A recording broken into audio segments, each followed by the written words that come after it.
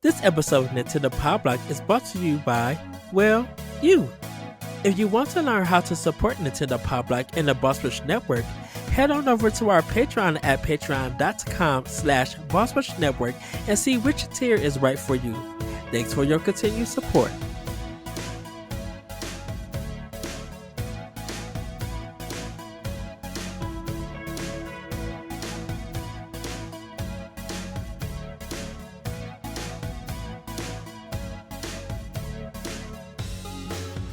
Hello everybody, welcome to Nintendo Pow Block here on Boss Rush Network. I'm your host, the Delighted Excited Eddie. Joining me back in the building is the one, the only bossman himself, Mr. Corey Derrick. Hello, good sir.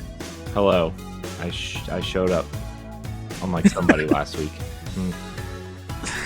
Dude, it's been a whirlwind of things. So I apologize. I didn't even know we were recording tonight until today, so I'm gonna be honest with you.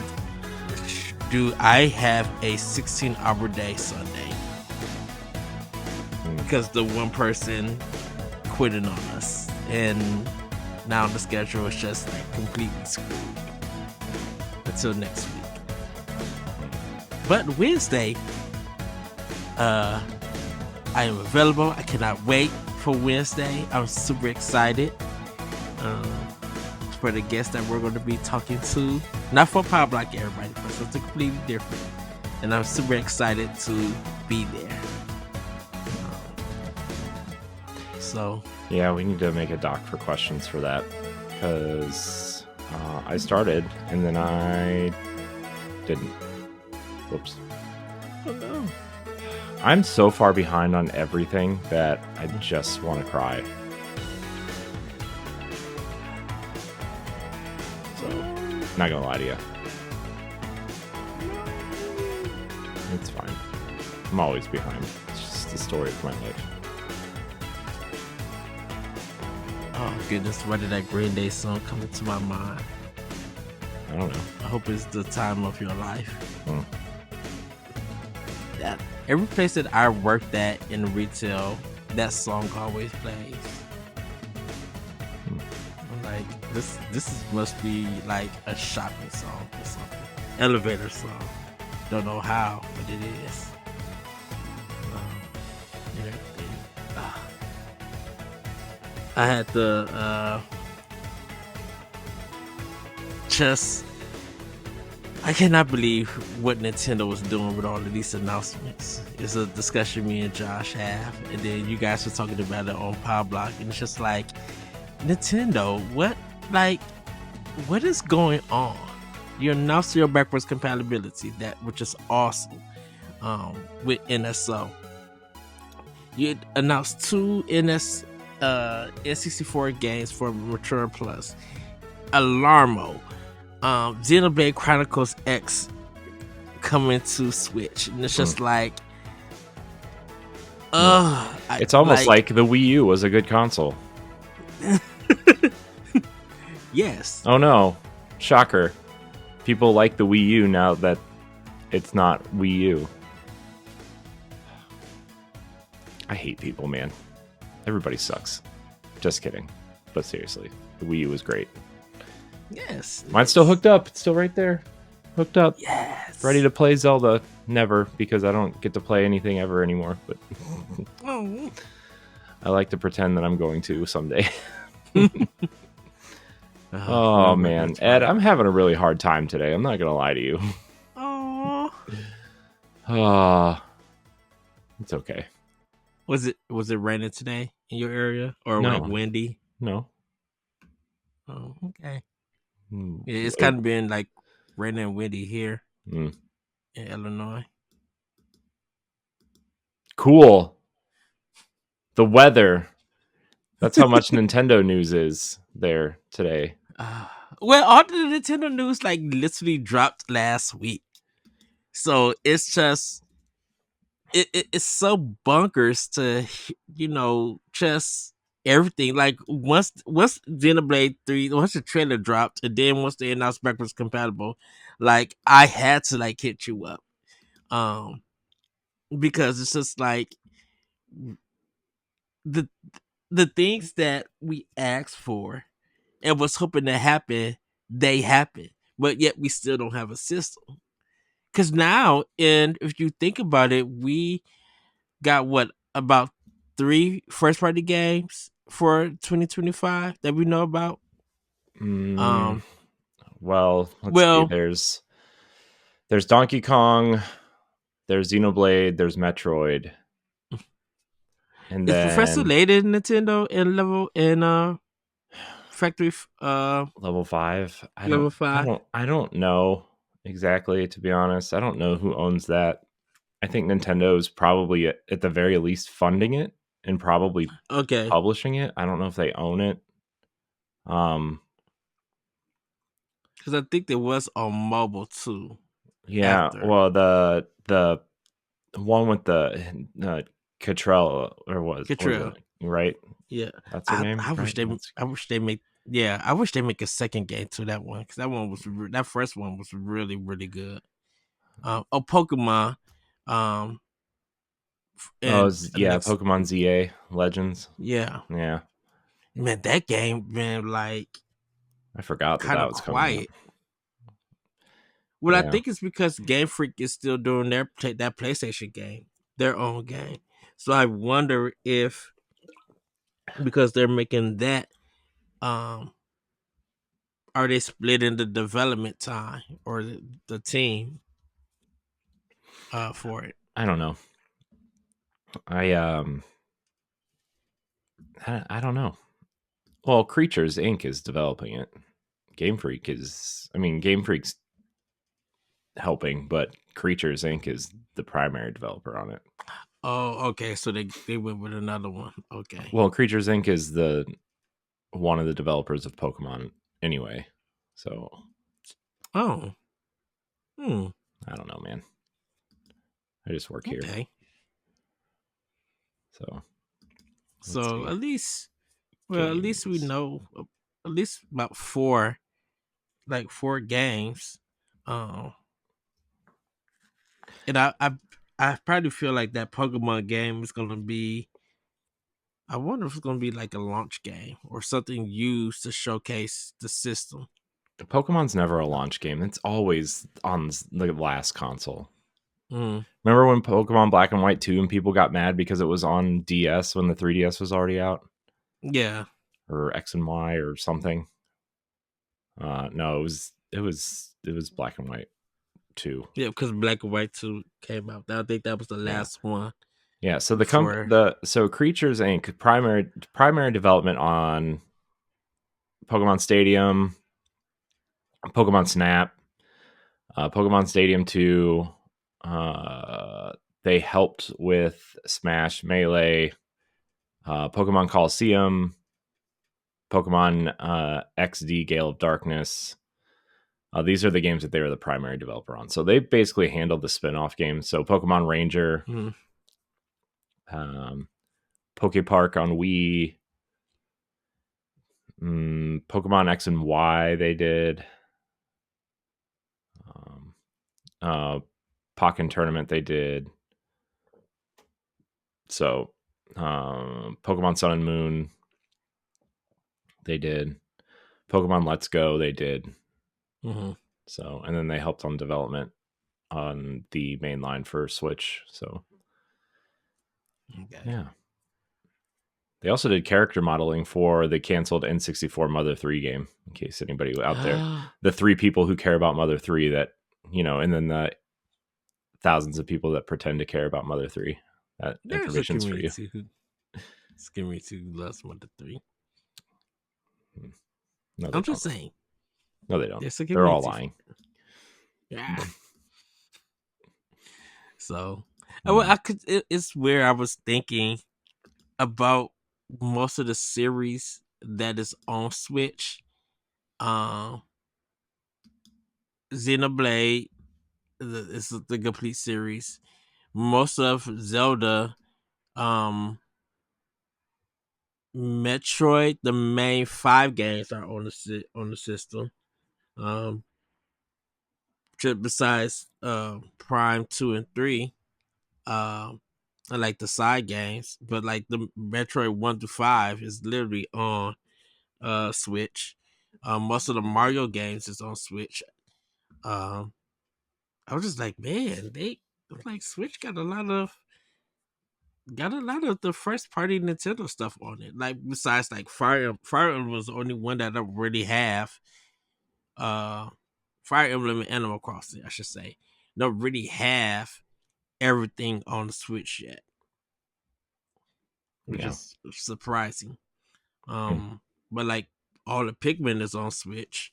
Mm-hmm.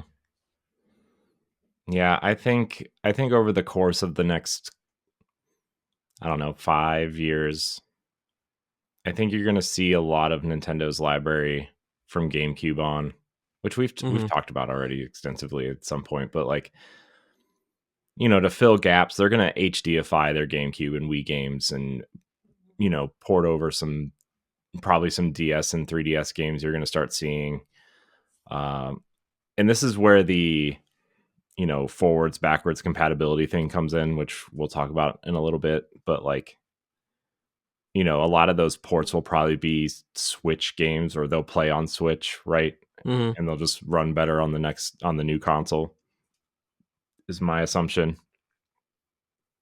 Uh, Yeah. so that that I think that's what you're going to see the Switch kind of become the 3DS, right? I mean, the 3DS was full of remakes of DS and Game Boy games, and Mm-hmm. I mean, we even got some Wii games on there, right? Like Yoshi and Poochie's Woolly World was on the 3DS, and Kirby's Epic Yarn, whatever, Super Duper Epic Yarn, or whatever it was called, Extra Epic or something. Mm-hmm. Um, and then obviously Samus Returns and the Mario and Luigi games and stuff. There was a ton of ports on the 3DS at the end, and I think you're going to see that on the Switch, on the Switch moving. I mean, we're already seeing that, right? But I Yeah. think you're going to be seeing it a lot more. So Because I was just like, man, out of with the popularity of Fire Emblem, like I'm shocked that like even Fire Emblem Awakening didn't get like a Switch release or anything. I think you're going to see. I think you'll see like a Fates collection come at some point. Mm-hmm. I bet I almost wonder if that's going to be the next Switch port, would be like a Fates collection, where they're all That in might one thing, like the collector's edition of the 3DS, because that's the only way. Like, if you didn't play it then, and mm-hmm. now the 3DS is offline, like you can't play you can't play the third path at all unless you have the collector's edition now. So like, I mean, my 3DS, I downloaded it, right? And if you Yeah. bought it, you can still download it, but like you can't access that DLC anymore. And that third path was like the harmonizing kind of path, right? So I don't know. I think you'll see Fates before the other ones at this point. I mean it's probably out.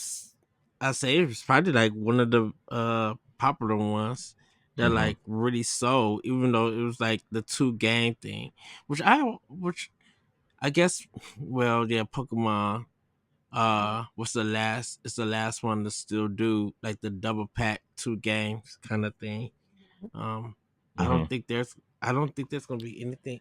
I don't know if there's gonna be anything like that going forward for any other game, because I would love a Fates collection Yeah. for it. Yeah. We'll get one. I think. I think we'll get. I think we're gonna. I think you're gonna start seeing a lot of these 3DS games start popping over. To be honest, Hmm. especially with like you see how well Castlevania Dominus Collection is doing. Oh You know, yeah.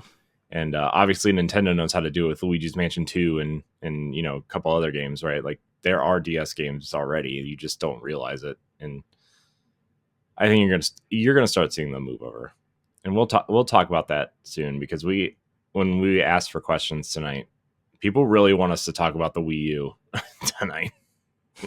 I'm like, oh, okay. That's not. I mean, that's we not a sarcastic remark at them, but it's like, Now people are interested in the Wii U, not when we I was started like, this podcast. I was about to say that too. I was just like, everybody, we got like about 2-3 seasons worth of episodes, like 200 some episodes about Wii U.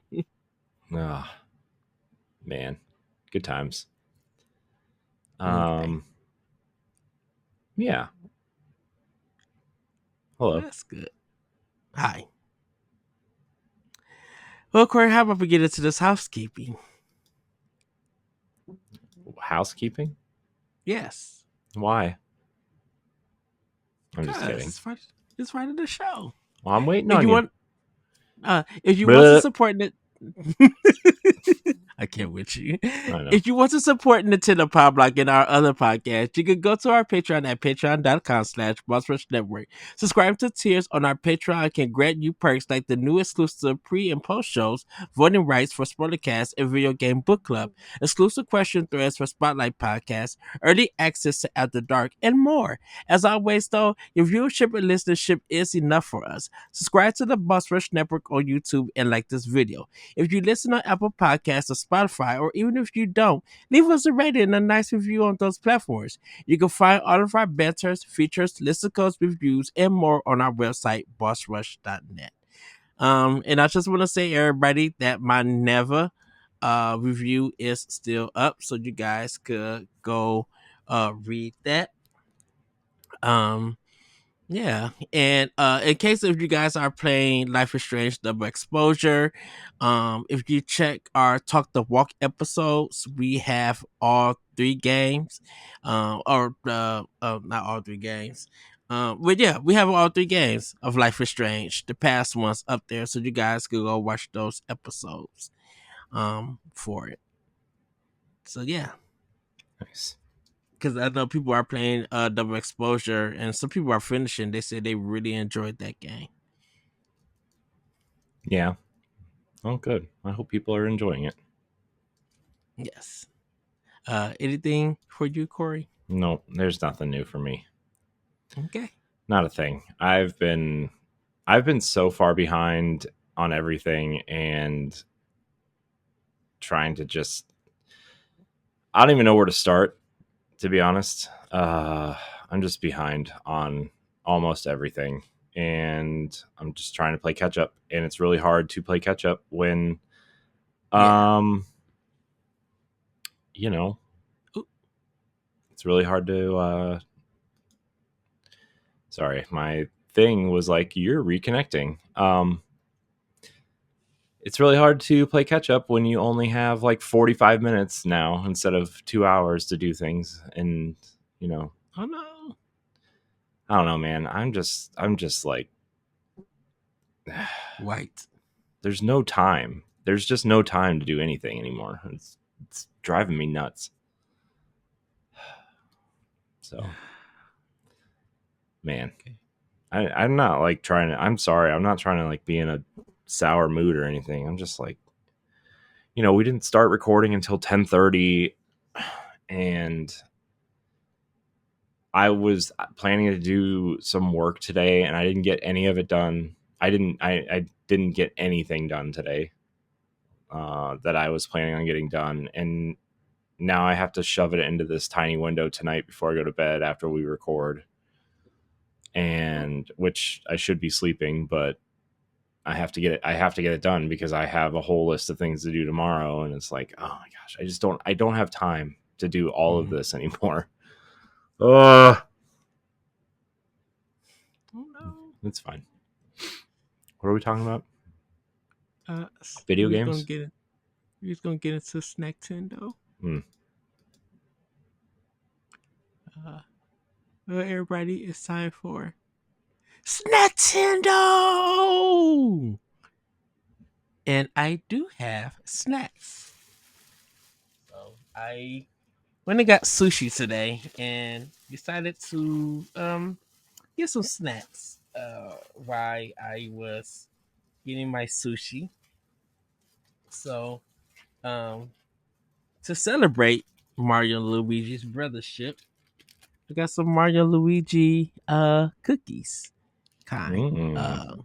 really cool. They're like kind of like breakaway. So if you like break different pieces with different flavors, in the middle they have that character for it. So it was really cool for that one. Um, I got some Haichu gummies.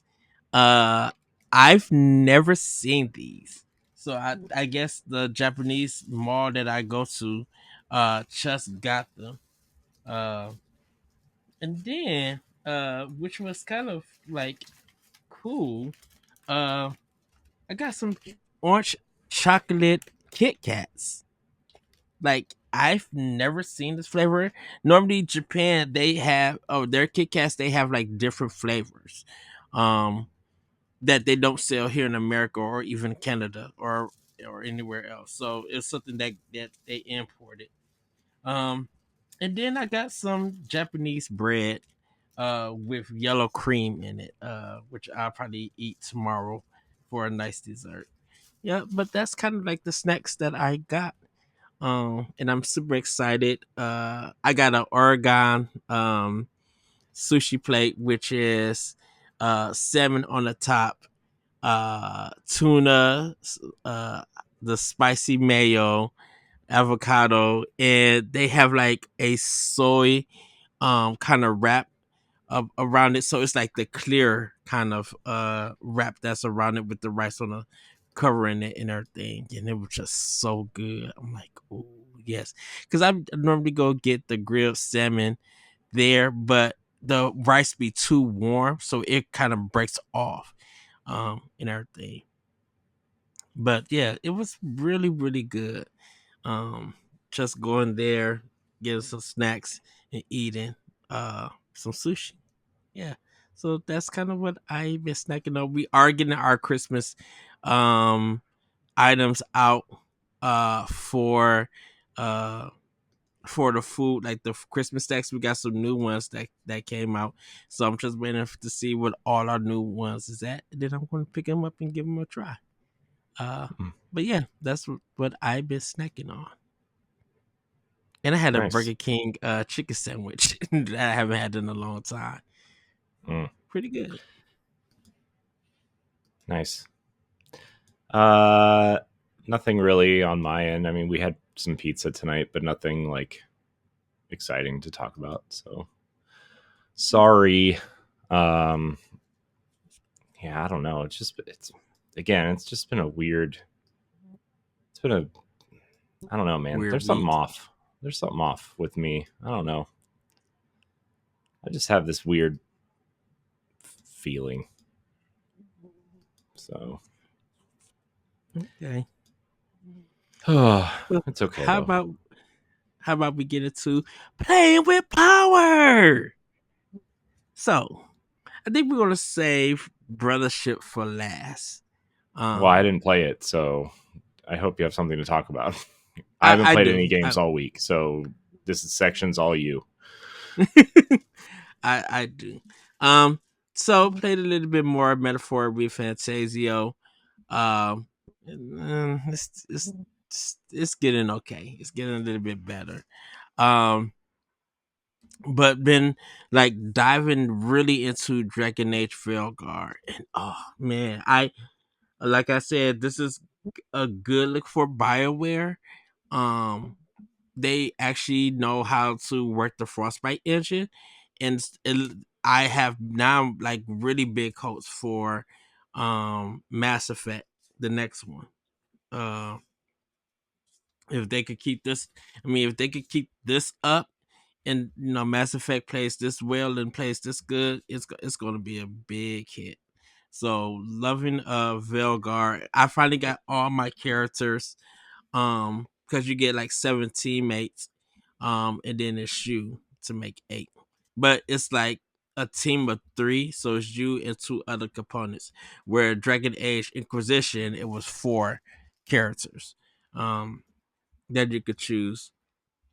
Um Getting your weapons and getting your armor is very easy to do because like Dragon Age Inquisition was very confusing.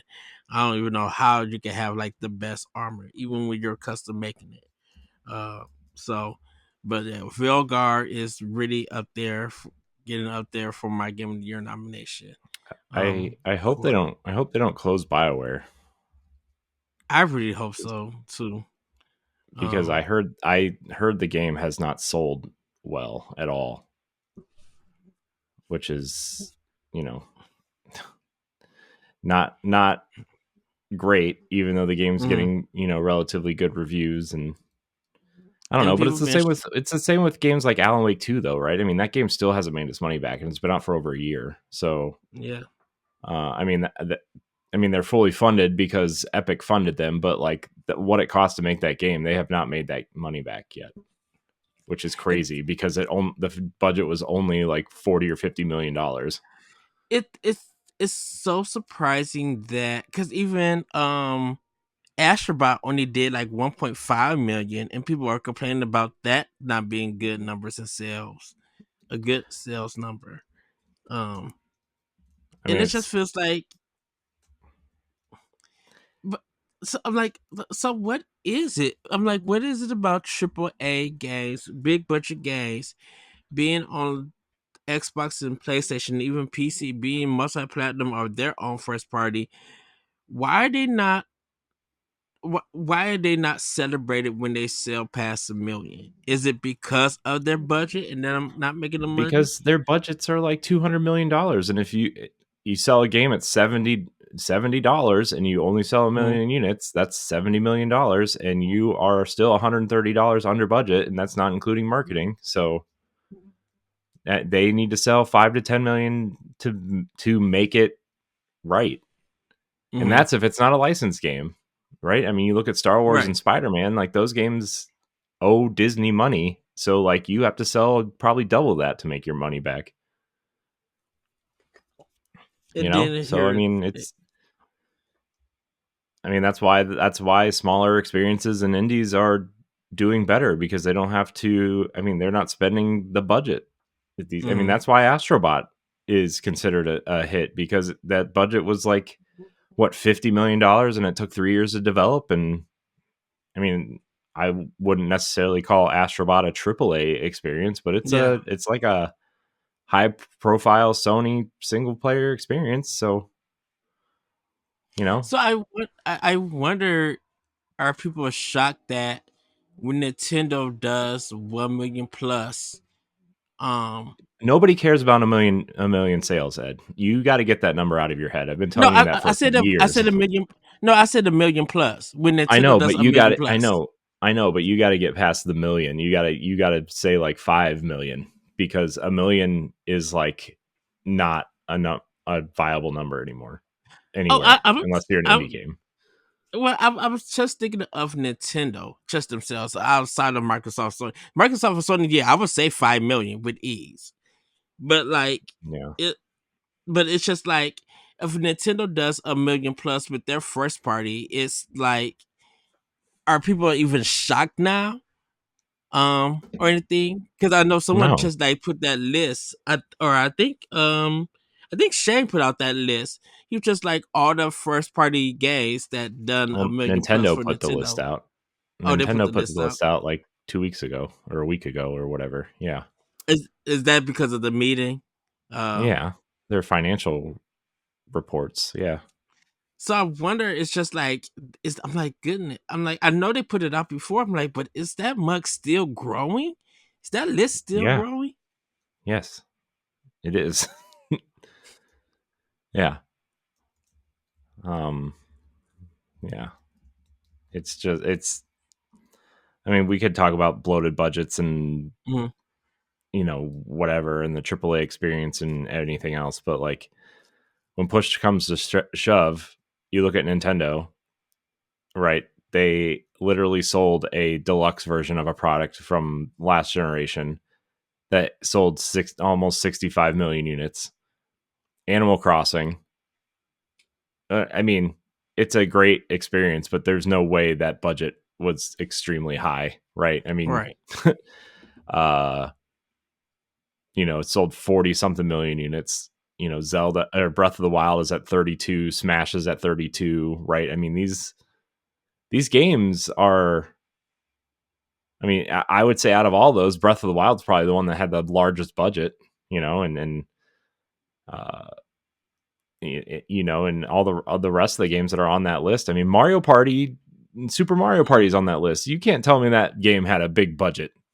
Oh yeah, true. I mean, that game, Nintendo probably has like a Dropbox folder of generic Mario assets, and they just drop them all into this game and say, make Have it into a fun. board game and put it out. You got a year, okay? And that sold what 15 million units or something. So, Right. I mean, yeah, Nintendo has. We've been talking about it since probably for at least 5 years. Nintendo is the Yeah. master of mastering. They have become the masters of mastering their release cadence in terms of, we need to fill this slot, let's put a port there. We need to fill this slot, let's put a remake there. Let's plan on a remake there. Let's plan on a remaster here. Let's plan on our new games here, and here. Right? Do any of our partner games ready to go? Let's get them out, right? And they've been the master at it, where everybody else seems to be failing. And that's, I mean, look at Sony this generation. Granted, this generation of games is an amazing generation, but it's not Mm. really coming from first party. It's coming from In terms of partners and Microsoft third party. or yeah, I mean, all the games that Sony put out, and PlayStation's exclusives this year are all second party or third party timed exclusives, right? Like Final Fantasy VII Rebirth, Rise of the Ronin, Stellar Blade, Helldivers, and the only, first party quote unquote game that they put out this year flopped in Concord. So, I mean, True. well, I guess they put The Last of Us Remastered Part 2 out or whatever this year, and Horizon just came out, right? The remaster, which, man, looks great, by the way. But it, I mean, their two first party titles were remasters. Which is the funny thing is that even Sony's not pushing that. I I mean, mean, yeah, they you don't got. have to though. That game sold 25 million units, 30 million units, the I, first I, one, I and understand, but and I you can upgrade it. Like, a lot of people already own it, and if you mm, don't own it, you now buy the remaster. But if you do own it, you upgrade for $10 and you're done, right? That's, I, I I spent the $10 and said, I'm going to upgrade. I don't know if I'm ever going to play this again, but if I do, I yeah, want it to look the best it possibly can. And that's where Sony's the, at, right? For their first party, they mm, want their first party games to look the best they possibly can forever, right? They're going to yeah, port all their PS4 games to PS5 with remasters, and say, this is the best it's going to look. We are the premier studio. We are the premier teams that want to show off what AAA gaming can look like, right? yeah, And that's what they want, and that's fine. Nintendo is not that company. I mean, their games still look amazing, but you know what I mean. Like, they're two mm, totally they're opposite ends of the spectrum. yeah. I just thought that Sony would push more of the Horizon remaster because of PS5 Pro also dropping. So you think it would be a combined kind of marketing thing? Oh, they Um, are. They're pushing Horizon Zero Dawn remastered. They're pushing The Last of Us Part 2 remastered, and they're pushing mm, Spider-Man 2. Are the three games they're pushing on this thing. They're first party games. okay. But that's because they don't have anything else, really. I mean, Astrobot, but Astrobot's got that art style that's going to look good anywhere, Anywhere. Yeah. you know? So, Okay. Well. Well. So Mario Luigi Brothership. Let me get into that. I am definitely enjoying this game. I got it's giving me some good laughs. Gameplay is easy to get into. Um, if there's anything that's like slowdown wise or like that kind of thing, only thing I noticed just like if they have like a question, exclamation mark, where they be like, huh? It kind of like slow drops the frame rate just a little bit, but not too much. It's still smooth. And then everything else is just like the gameplay is smooth. Um, I understand like there's a lot of stopping and going, but I'm just like, well, shoot, if y'all if the IGN reviewer complained about that, I'm like, you need to play an Atlas game because that's all they do. That's the reason why it's 40 to 50 plus some hours. Because there's a lot of talking and stopping in the Persona and Shin Megami games and Hmm. Metaphor with Fantasia. That's Atlas just at at its core.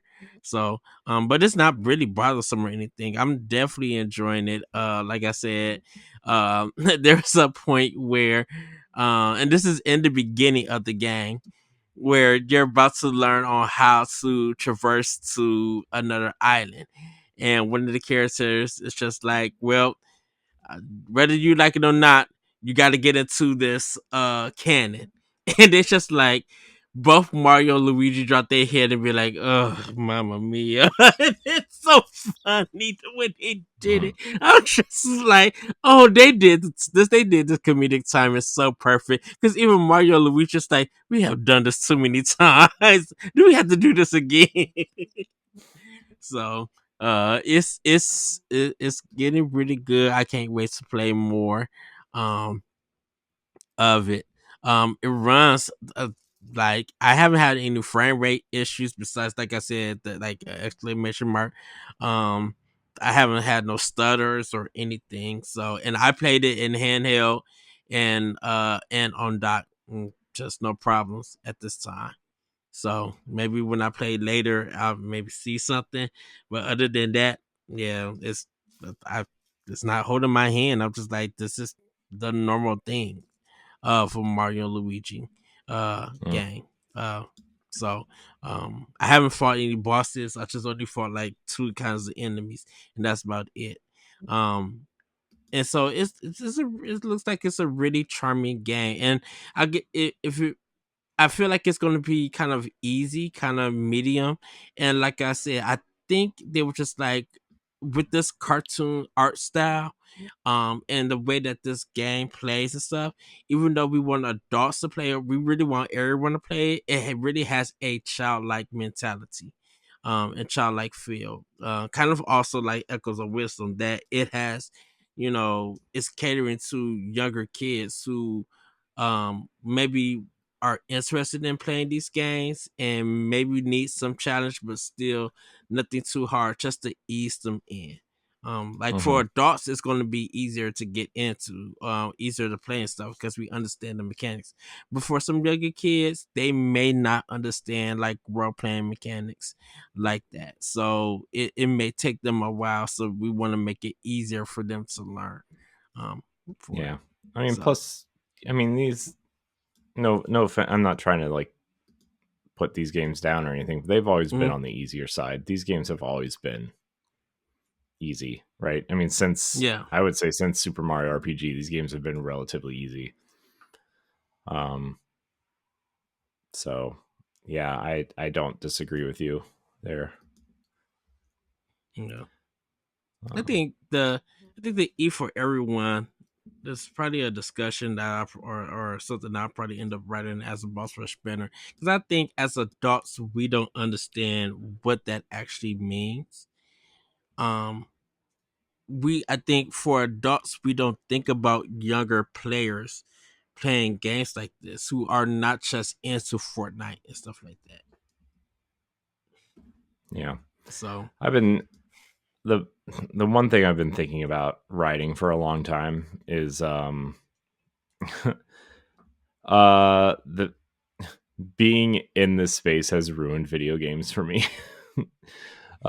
And that's not necessarily true, but it's from a sense of like, man, I can't just sit down and enjoy a game. I have to know what's coming next. I have to know what everybody's saying about this. I have to buy the mhm, latest thing, even though if I know I'm probably not going to play it right away. I need to, you know the reviews. I can't just sit down and like, oh, this is going to have to be a piece of content at some point, or I can't just sit down and play a game and enjoy it no matter how new or old it is, you yeah, know.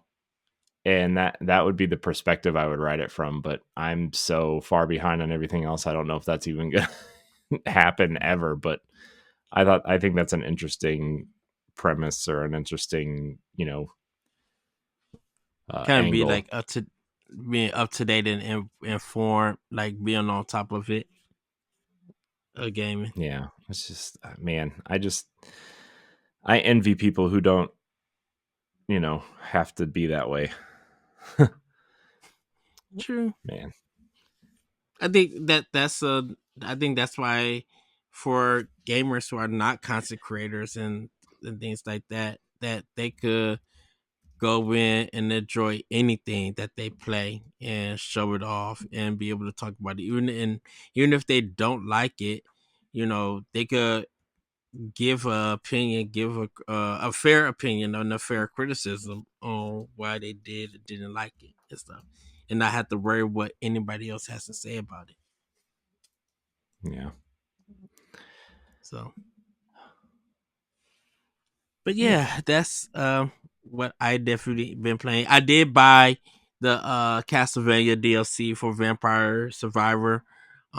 So I would be hopping more into that to get a better understanding of all who is in there and stuff. But uh yeah, sorry about that, everybody. I got hooked on back into that game to play it, and I was just Are like, you playing it oh, on it's so Xbox or good. on Switch, or where are you playing it at? Xbox. I'm playing on Xbox. Yeah. Um, Yeah. I don't think I own the Switch version yet. I think I do. I probably gotta just start it and start playing it. But I do own That it game on is so good and Xbox. so cheap. It I can't is. believe how cheap that game is. The DLC I think was only $3 Mm-hmm. uh for it. So it was just Yeah, like, you know, so I'm definitely enjoying it and everything. Um yeah, I think there's a lot of cheapness because be like, can you beat these bosses? Well, I'm like, I'm not gonna beat these bosses in like I didn't know 30 minutes. I'm not. yeah, So, yeah. uh, but yeah, Vampire Hunter is really, really good. Still good. Vampire Survivor, not Vampire Hunter. That is Castlevania arcade game. But Survivor, still good, still addictive, and I think that's really a game that you can still just relax and have mindless fun. Like you don't have to think. You just gotta move your controller and make decisions. Yeah, Uh, so yeah. It's that game is addicting. I had to stop because it was taking away from everything else I wasn't playing. Not that I'm playing it, but you know what I mean. Like mhm. I was like really addicted to that game for a while. It's really good. That's good. Would you use playing on Xbox too or Switch? Yeah, I was playing through game. It's on Game Pass, so I was Game playing it Pass. Okay. there. Um. So If you want to see how you can become a Patreon producer, head on over to patreon.com/BossRushNetwork. The Patreon producers for this month are Adriel Munger, Austin Campbell, Celeste Roberts, Christian S., Sana Dierig, Francisco Santillan, Matthew Keel, and Todd Oxtra. Thanks for your continued support of the Boss Rush Network. well, everybody, it's time that we get into Family News. Corey, take it away. Yeah. Let me get over here. I don't know why I can't. Okay. So there's a question. It doesn't go along with this, but we do have a question about Mario and Luigi Brothership that I should have brought up while you were talking about playing it, but we'll just answer it here from Lasby. Nintendo is suing streamer for allegedly broadcasting pirated Switch games. So Nintendo has filed a lot. This is kind of a highlight from Nintendo Life.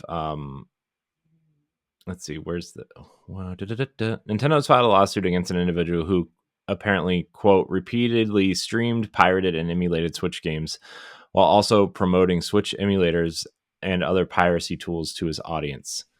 As highlighted by 404 Media, Jesse Keegan, known as Every Game Guru, reportedly got under Nintendo's skin after he refused to comply with the video game giant. The most recent example was last month when Keegan supposedly streamed Mario and Luigi Brothership on YouTube and other platforms. The lawsuit further claims he streamed gameplay footage of multiple games on at least 50 occasions before they were even available to the public. Nintendo is now seeking $150,000 per infringement of its copyright. And factoring in at least 50 occasions would add up to the sum of $7.5 million. So, yeah.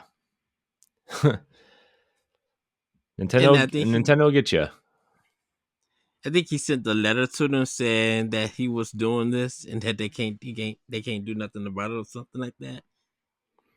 Yeah, well, I mean, that's also on Twitch and YouTube for letting him do that, right? I mean, not that Twitch is a savory company anyway, but that's don't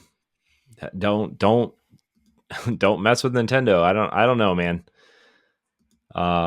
People make jokes about this, but they're gonna mess you up. All right. Don't do it.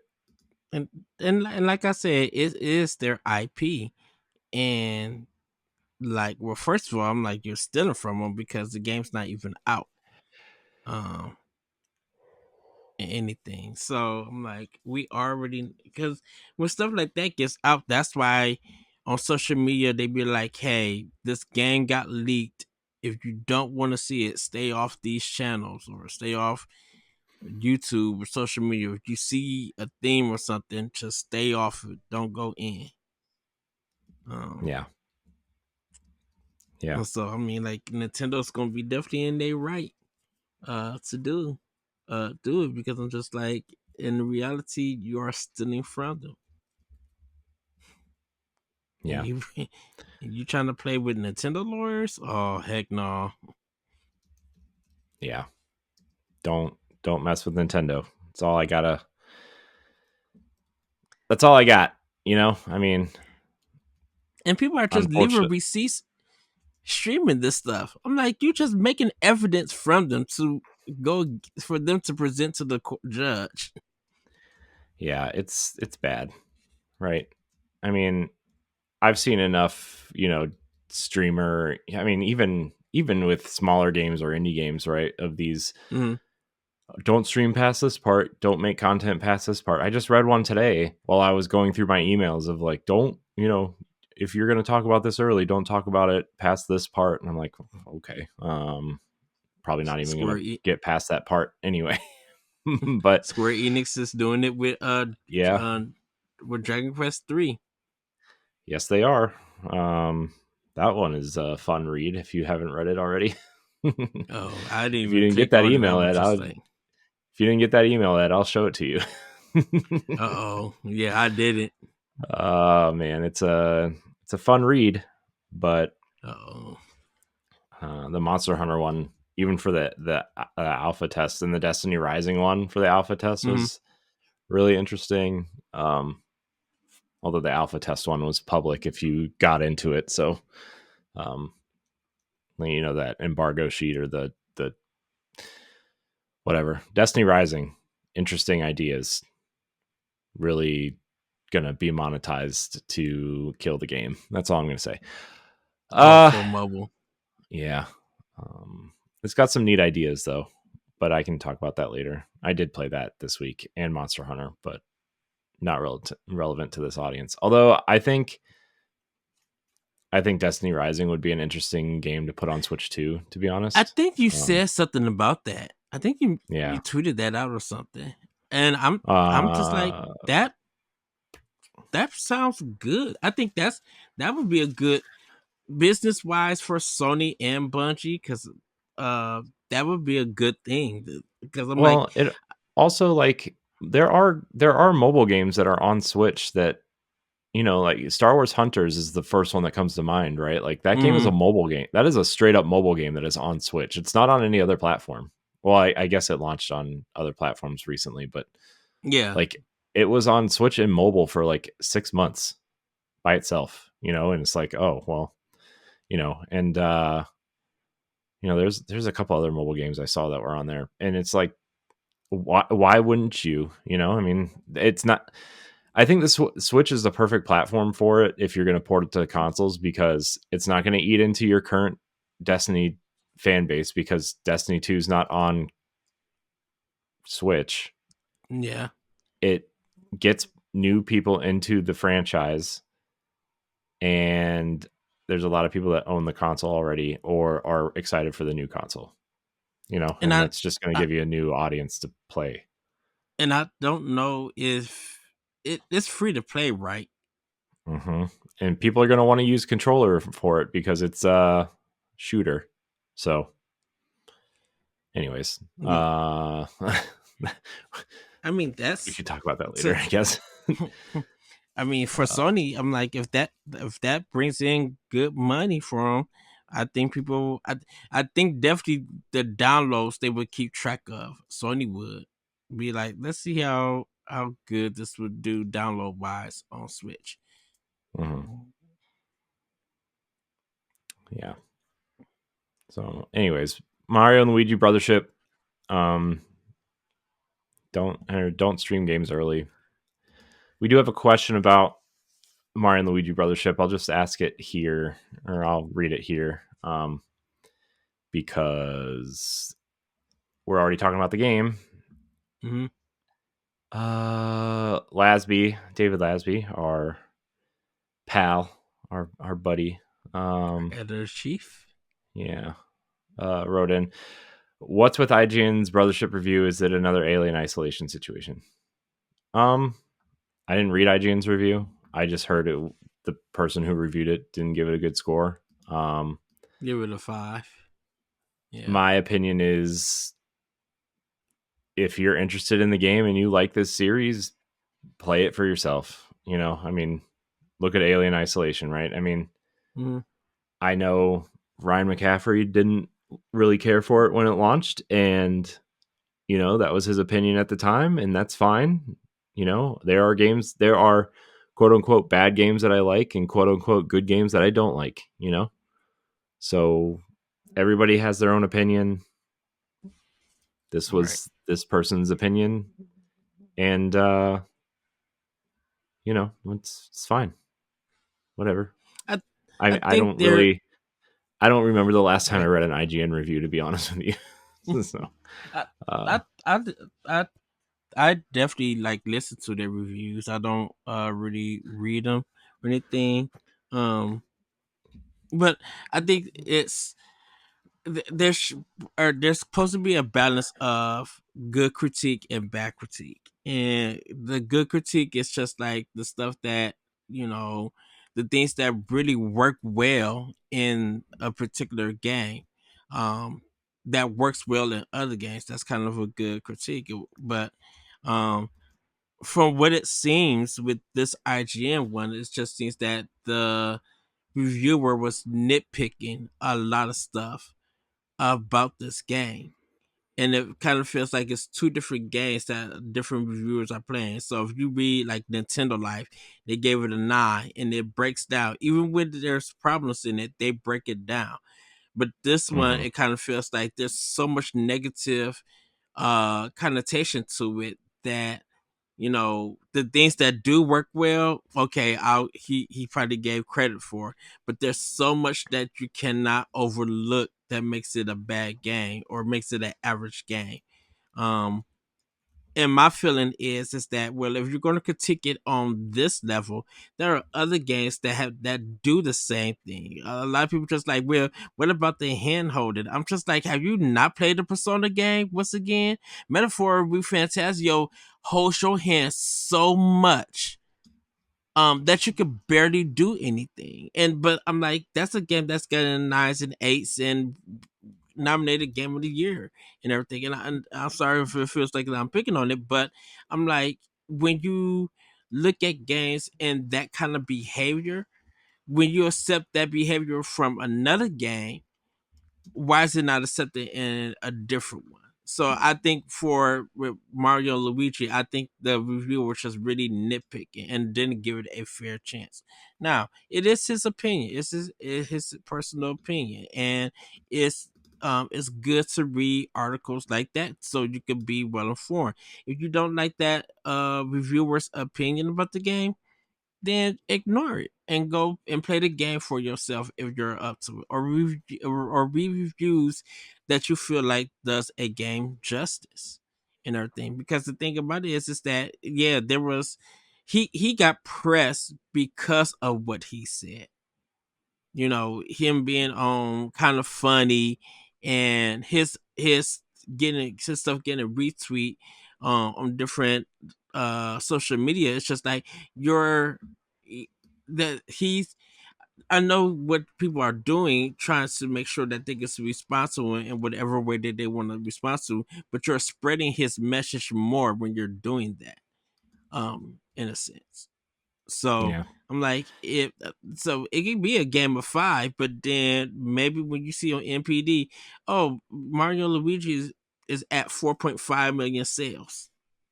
That five wouldn't even matter if that sale number is high and people do enjoy it and having a good time with it. Yeah. I mean, my opinion is that mainstream media is becoming less and less important. Not that it's Mm-hmm. not always going to be important, but even it's still, even as of like 10 years ago, it's not as relevant as it was 10 years ago, right? So I would say, that this is this is where they want to be at the moment, and if they don't like the game, then they don't like the game. I mean, it's no different from, us not liking Grand Theft Auto, right? I mean, it's the same Mm-hmm. thing. Well, not the same thing, but you know what I mean. Like, okay, we like the Mario and Luigi series, and we might give this a higher score, right? I haven't played it Right. yet, so I don't know. I can't judge it. I already had criticisms of like the graphical style. I think the game is kind of ugly, to be honest. But like, I like that art style when it's done right, or Yeah. done, and this just seems, this version of this art style seems unfinished, and it really bothers me. But that's my opinion. I know a lot of people love the way the game looks and love the way the game plays, and you know, great. Just have your own opinion. And I know like $60 is a lot of money to bite the bullet to say, to you know play it on your own and see if you like it. But like, that's something, that's a decision you're gonna have to make too. Is it worth your time? And there are plenty of other critics out there who like the game. I think it's sitting at Yeah. like a high 70s on Metacritic, which is fine. That's I think so. what a Yeah. normal kind of non-tentpole Nintendo game kind of sits at, like Kirby's and Yoshi's and those type of games, right? They kind of sit in that high 70s, low 80s range. Doesn't mean it's a bad game. It just Right. depends on if you want to try it or not. Right. And So, yeah, and depending on if you get the game or not, or some come in some way of playing it in a legal sense, mhm. um, you're gonna probably get some enjoyment out of it. You know, Yeah. look, uh, um, Alan Wake 2, like you said, Corey, that game got just way reviews. Um, People like love that game and stuff, and it barely sold anything. Yeah. I mean, like we said earlier, and like, this is this is off of a podcast that I listened to Friday afternoon. Alan Wake has not made its money back as of November, what's 8th. Well, I guess this podcast was recorded on Thursday, so the 7th has Mm, not made its money back. So like, it there are bad games that sell amazingly well, and there are good games that don't sell. That's just, there are too many games out, and there are too many right. games vying for people. This is the same predicament that Ubisoft is in, right? Is like, there are too many games out for them to kind of shove their way in and demand your time, right? Because Ubisoft games have become the meme of like they don't respect your time because they icon vomit all over the map and try to make you spend so much time in their game. And we're at a point where people want short single player experiences, and then they want that multiplayer experience that they can latch onto for years, right? Like Fortnite, Yeah. Destiny, Apex, some of the whatever the other ones are that are out there, right? Like this is where we're at. This is where the gaming space is, and now the wind is blowing to where the cards are starting to tip over, right? And we're going to see where the cards fall. And some of these companies, yeah, okay, so in the short term, I'm going to use Alan Wake again as an example, right? Epic decided to fund Alan Wake 2. Okay, great. Hasn't made its money back, but it's critically acclaimed, right? Right. 505 is publishing Control 2, right? Okay, Right. Control was awesome. That game, it took that game 2.5 years to sell 1 million copies. 2.5 years to sell 1 million copies in Control, right? And it was Even on with 3 the platforms. Ultimate Edition. It was on 3-4 platforms because it ended up coming to Switch in the cloud version too, right? So Right. and that game's amazing, right? So even though these games are scoring critically well, you look at the mid and long term, these companies, like if they're going to look for funding, right? And these games aren't making their money back, they're going to have a hard time finding a publisher. And then when they go to publish the game on their own and they don't make their money back, the studio is going to close because they didn't make their money back and they didn't have a publisher to fund them. And that's going to become a real problem very, very, very soon for Remedy. Probably before they end up finishing whatever this Remedy connected universe is. They're either gonna close because they can't find a publisher because they want to stay independent, or they're gonna sell and someone's gonna buy them out and take creative control away from Sam Lake, and Sam Lake's gonna leave and start a new company, and the cycle's gonna start over, right? Mm-hmm. Those are your two things. And then when he leaves, he's the face of Remedy. So what's the point of like even keeping them open at that point? Not Right. again, hypothetically, right? There's a lot of great developers there. I'm not trying to put anybody down, but Sam Lake is clearly the face of that company. Yeah. And so like, what do you do? Do you keep them open and hope for the best, or do you find these great developers within the studio and place them other places like they're doing with like Sony's doing with Bungie right now? What do you do? Mm-hmm. Or do you just close the studio and say, well, hands are wiped. We own these IP. We can use them later. We can license them out. We can do whatever. That's the And I know, and I think okay. I know Remedy has the Max Payne 1 and 2 remakes in the works, but like again, critically acclaimed games that didn't sell well, the Max Payne games. That's Remedy's MO, right? I'm sorry. Quantum Dream. Quantum Break, another great game from Remedy, didn't sell anything, right? I'm sorry. Remedy is the prime example of I'm afraid for them in the midterm to long term. Ninja Theory too, but yeah, they got bought by Microsoft though, right? Microsoft, so they have but I'm like they made Critic, Heavenly Sword, in not in Rage, the one that they did with Nelco, the DMC Devil May Cry. You're talking about Odyssey to the West. West, yeah. God, what is it called? Enslave. Thank you. God, I knew. Yeah. Yeah, those games did so well, and Ninja Theory is masters of doing cinematics and how they use technology, how they get their ideas out there. They are great storytellers and great game designers. Like I said, DMC Devil May Cry is one of the best games that they made. I love Hellblade 1 and 2, but I'm just like, they got that story right. They got that tone right. It was funny. That ending is awesome. The color palette, the way they designed that world is everything. But I'm like, the thing that held that game back was the gamers. and their attitude towards it. You know, they had they had a certain type of feeling and opinion about that game. So DMC, Devil May Cry, didn't sell well and Yeah, everything. But because Ninja, Dante oh, go didn't ahead. look like Dante, right? That was the only reason why that game didn't sell. Remember that was like it came out at a time when social media was starting to become super toxic, right? Mm-hmm. And they when they revealed Dante, I think Devil May Cry was the cover of Game Informer that month, right? And that was like kind of the Yeah. first time we really saw Dante in that game. And people were freaking out because he didn't look like Dante. He looked like some, you know, pretty boy, kind of grungy, you know, whatever, right? Like some sort of like Matrix Twilight mix of a story character, right? That's I don't even know how else to describe him, but like, and then in the trailer when they tease the game, right?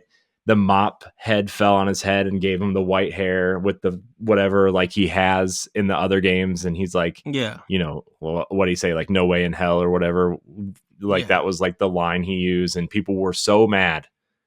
And guess what? Guess how many people are saying they like DMC now, right? Oh man, revisionist history. Sounds like Nintendo fans. Yes. And it is uh, and it's kind of, you know, uh, people, when a game gets announced and get judged, because you say Nintendo, you say Nintendo, Corey, but I'm like, Wind Waker is the perfect example, and I'm always going to continue to bring it up. The way that they added that they um their opinions and the way they went mhm. towards Wind Waker when Yeah, Miyamoto first showed it, them mugs hated it. They like, we want the I didn't like real Wind Waker kind of thing. either. When I first saw Wind Waker, I was so mad because it's not because the game looked like that, right? I Mm-hmm. mean, it was fine, right? But like the reason why nobody liked Wind Waker is because they had already shown off the Ocarina art style on the GameCube in that Yeah. Space World demo where they showed off Luigi's Mm-hmm. Mansion and 128 Marios and you know the Legend of Zelda on GameCube, and they showed the art style everybody wanted, and then they came back with the Wind Waker art style, right? And that's why nobody liked it, is because everybody already saw what they wanted, right? It's the same thing with the Wii U Zelda tech demo, right? Yeah. Remember that? Remember that thing? Mm-hmm. How awesome that Yeah. was? Yes. And like we still talk about it to this day, and how beautiful it was, and the lighting and the graphics and the way that Link looked. And I'm like, I still want a Zelda game like that, and possibly could get it on the Switch too, depending on how powerful this thing is. Yeah. But like then we ended up getting Breath of the Wild, which is like, I think at that point we were we were I don't want to say mature enough because we're not mature, but you know what I mean? Like we were understanding enough of like, okay, Nintendo, this is a tech demo. Nintendo's not going to make this game. We're going to see what the next Zelda is whenever, right? And then that first trailer for Breath of the Wild was spectacular. Um, so and which and they and, even and changed the look of the game since that trailer was the trailer. revealed. Yeah. And the thing, but Corey, this is the crazy thing about Wind Waker, is that as much hate as it got, still, why it's even to this day, for a game that got as much hate, people want that game to come on Switch, the HD version. What, Wind Waker? Yeah. Yeah, well, that's because Zelda's popular now, and you see, I think we're in a different place than we were in 2005 or 3, whenever this Yeah. game came out, right? 2003, Hmm. right? That's when it came out. 2, 3, I think so. 2, Yeah. somewhere in there. Um, and we kind of just expect that from Nintendo now, right? But also, like, Wind Waker is this one Zelda game that's stuck on the two consoles nobody bought. I feel like I feel like the people that played Wind Waker and the people who bought those consoles, like the ratio is like 5-1 at this point. Yeah. Like, uh, you know, uh, but I think Wind Waker is a great game. It's I don't know if I don't know if it's in my top 5 or not, but like it's a wonderful game. It's a game that deserves to be on a platform that people own, you know, and Twilight Princess does too. I mean, it was on the Wii, but so early on, those games just deserve to be on a console that people own.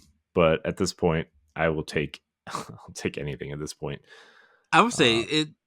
I would say people made a choice to own or not own these consoles that they were available well, back sure, then. yeah, but I mean, we're going to get into it later because people want us to talk about it, and all of our questions pertain to this issue in our Discord.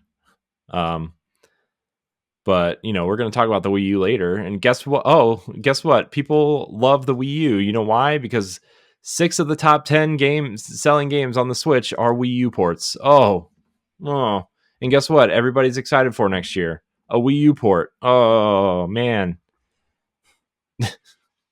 sorry, I'm still a little salty about the Wii U. I get it. The gamepad sucks. Okay, I get it. But like, To each their own. no, the gamepad sucks, man. It feels like a Corey, Fisher Price toy that my 3-year-old Corey, would play with. to each their own. That's all I'm saying. Also, the Pro controller, who puts the both of the sticks at the top? Okay, I'm throwing these are little gripes, okay, but like the games were awesome, right? The Yes. games were amazing, so amazing, in Yes. fact, that guess which 2D Mario game made the top 10? Not Super Mario Brothers Wonder, the Wii U game. Mm-hmm. Which Mario game is in the top 10?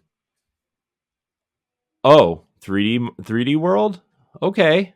Cool. Guess what? Wii U game. Zelda? Wii U game. Mario Kart 8, the best-selling game on the console? Wii U game. Just throwing it out there. Sorry, I'm a little salty. I mean, Let's I mean, that's why the get me Dreamcast all gets worked up, drawn Ed. into. Get me Well, all worked up. let, I let's was move on to the tired and next. I was tired and a little groggy, and now I'm just angry and Well, let's move on to the next story. fine. Uh so this is still Mario and Luigi related. Uh Apparently people are mad at the battle button tweaks. I don't know what this means. I haven't played it yet, but um let's see. Let's see. Mario and Luigi Brothership is out, and people seem to be impressed with the nautical adventure. People swiftly learned after taking a glance on social medias this morning.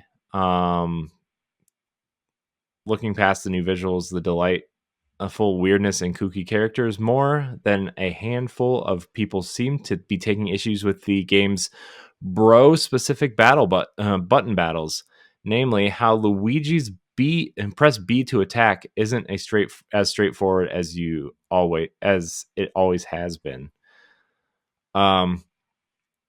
The series normally sees Mario controlled with A and Luigi with B. You navigate Mario's battle menu with one button and Luigi's with the other. Simple, right?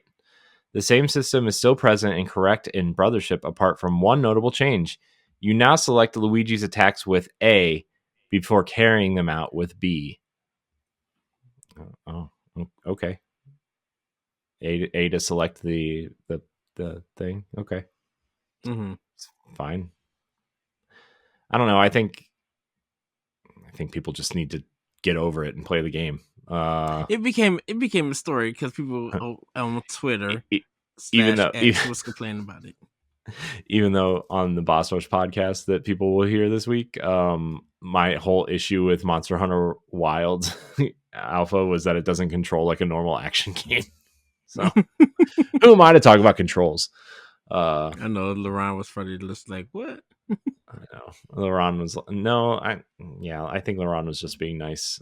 And then he probably tuned out because I was talking about Monster Hunter in a way that normal Monster Hunter people don't talk about it. So he was probably like, I have "Shut to up." talk. I had to talk to him about wow. I didn't get to play the alpha because I was playing the Oh. other stuff. But I am excited for that game. Yeah, it was cool. If they let me map the controls, there's going to be a lot of. I will be playing that game a lot, but also like if they don't fix the controls, I will probably not play it. Or if they don't let me map the buttons, I will probably not play it. That's my stance on it at the moment. It's like a game I really, really, really want to love, and I Mm-hmm. just don't because of the controls. I don't want to play it. And that's it because I think the game is beautiful. I think the character creator, I mean, Monster Hunter has always had the best character creator. Capcom knows what they're doing in a character creator. Mm-hmm. BioWare, take notes for Mass Effect if you're still open. uh, Dragon Age is a good one too. I mean that game is very deep though. yeah. Well, so is Monster Hunters. True, yeah. So yeah, that's where I'm at on that. But yeah, just I don't know what. How do you feel about this? I think pressing A to select a move makes sense. I think they're putting it to me. This puts it in line more with the Paper Mario and the Super Mario RPG games that came out on Switch. I Yeah. think they want this to kind of feel similar to those, right? Because those are the more recent RPGs that Mario's been in, and they just want it to feel like that, even though it looks different, right? And it's a different game technically. I would say this one responds better than Paper Mario. Thousand Yeah. Year. Pressing the like with the button presses and stuff. This one responds better. And I could press A, but it gives you a lot of time when it comes to Luigi to press the B button. So just like learning it is with Mario is A B A. With Luigi is B A B. Like it's not that hard. And they give you a lot of time to recognize that uh and execute in a good manner, in a great manner. Hmm. So yeah, it Yeah. was just to me it was just like what you guys complaining for? Or what are these certain people complaining for? Oh, I guess. Yeah. So whatever. I mean, I get it. So if you're used to a certain control scheme in a game or a genre, I get it. But also, like, Mhm. meh. Yeah. There's other games with Um, worse controllers, so yeah. Let's talk about Pow World, Ed. oh yes. Um, the Power World developer has detailed their patent infringement against Nintendo or Nintendo's patent infringement case against them, I should say. Pocket Pair um, report and patent infringement lawsuit. This was in a new post on the Pocket Pair website titled "Report and Patent Infringement Lawsuit." The studio reveals that Nintendo's claim pertains to 3 specific patents. They are numbered, all of which were applied for between February and July of 2024. While technically filed after Power World's release, the patents are each linked to pre-established parent patent from 2021, making them valid in the instance. Um, these are the same patents that analysts assumed may be the crux of Nintendo's case back in September. They each relate to the game mechanics like throwing items to catch creatures and the ability to ride them. Okay. So what? There's a lot of games where you ride animals. Yeah. Um, Pocket Pair claims that Nintendo and the Pokemon Company are seeking an injunction against the game in compensation for a portion of the damages incurred between the dates of registration of the patents and the dates filing the lawsuit. According to the studio's post, the compensation is a payment of 5 million yen, around 25 or around 33,000 US dollars to both Nintendo and the Pokemon Company, and with additional late payment damages for each. Uh, we will continue to assert our position in the case, though, through future legal proceedings, says Pocket Pair. Um, So it's interesting. Little petty by Nintendo. It really feels like a little bit. Yeah. But also, this feels like they're going to settle out of court because the court is going to be more expensive than these damages, and I'm sure there will be some sort of settlement.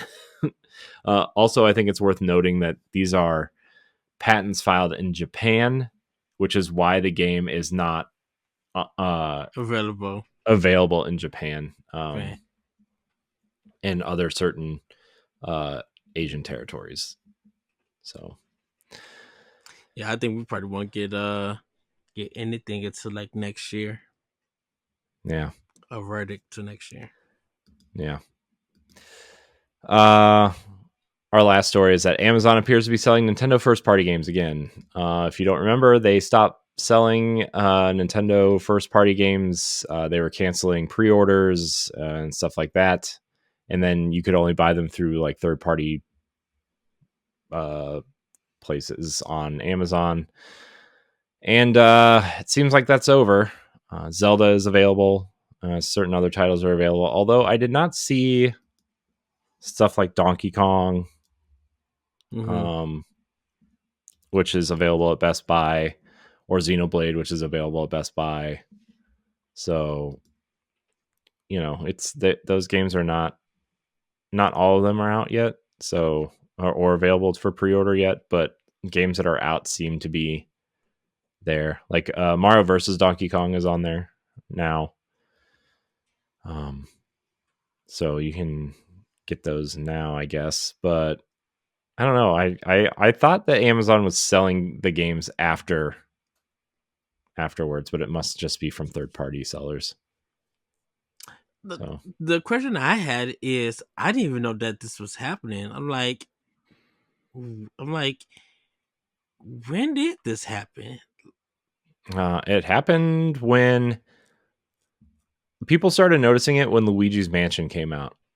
Wait, which came out first, Luigi's Mansion or Paper Mario? Whichever one came out first, people started noticing that Luigi's Mansion 3 or 2. too. Then Paper Mario was out by then before Luigi's Mansion 2. Then. Okay, well, it started happening with Paper Mario. Then people were getting their pre-orders canceled on Amazon, and Hmm. so that's when it started. So, but I guess we'll see. We'll find out. Amazon probably wants to get in, make nice with Nintendo to get the new console on their site, for Hmm. pre-orders and stuff. So And there was just never a reason why there was that freeze. yeah. Hmm. So that's that, I guess. But that's kind of all the news, I guess. We could talk about financials if you want, but there's nothing really. Switch has sold Yeah. 146.5 million units, so closing in on that PS2 gap. Too. Yeah. Little slower than I expected, but they got a holiday to go through still, so Yeah. we'll, I guess we'll find out. Plus, I mean, they haven't had a major price drop, and when that next console comes out and the Switch Lite goes on sale for $99, Yeah. right? That thing's gonna fly off shelves. I would get another one. Because I think like the Black Friday Switch is out. Yeah, I think that's the the Mario Mario Kart Kart one. bundle. Yeah. Oh, good times. So Good times.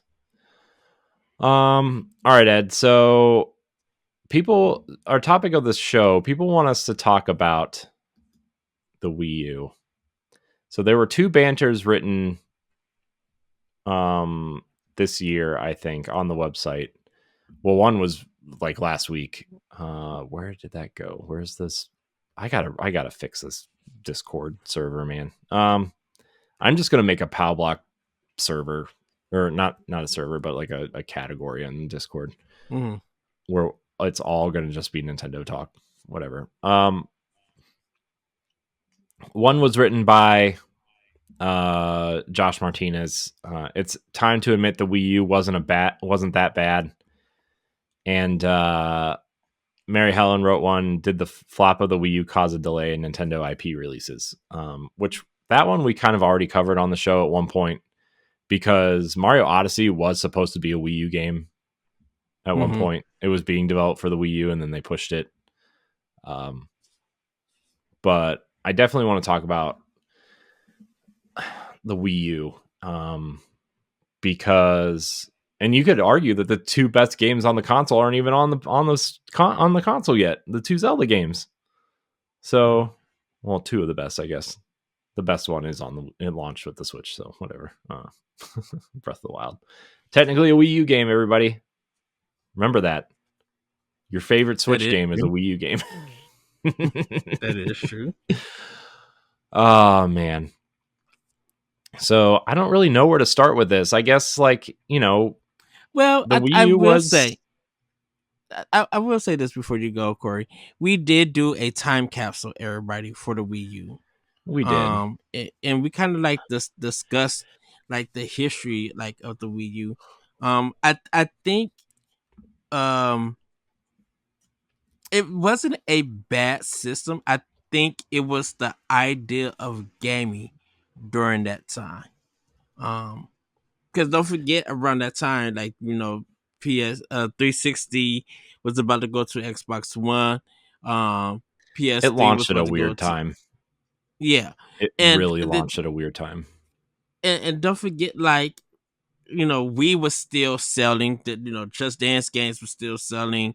Um, there was some other like all side projects that were still selling on the Wii. Um, I know everybody want to blame the messaging for it. I don't know why, but because it Call was of terrible Duty, messaging. mm, Call It of was Duty, terrible and messaging. I'm just saying, There are okay, still people out there that don't think the Wii U ever actually existed. They think it was an add-on to the Wii. There are still people that think that. So it was terrible messaging. Just like the that new is 3DS was terrible messaging. that's just literally a lack of comprehension on their part. But that I think to I each his think you own. just I think you are just too confident in your own belief in Nintendo I and everybody, just normal I people. just I think I just know the difference. I'm just saying that that's me. I'm gonna let that be. But what I'm saying is that definitely Call of Duty was and first person shooters and multiplayer shooters were the thing of it. Outside of that, it was Grand Theft Auto. Surprisingly, Skate 3 was kind of the big thing, but it was the idea that if you wanted to do high end graphics of gaming, you was gonna do it definitely on 360, maybe on PS3, depending on which version ran better, but 360 was the leading thing. For a lot of companies, they felt like when Wii U did come out and Nintendo did do the first party like HD graphics and games like that, they feel like that, oh, this is still a kiddie system, so these games are not going to sell. So if we do put it on that system, it's going to be cut content, it's going to be limited release or anything. But they were just like making money was going to be on 360.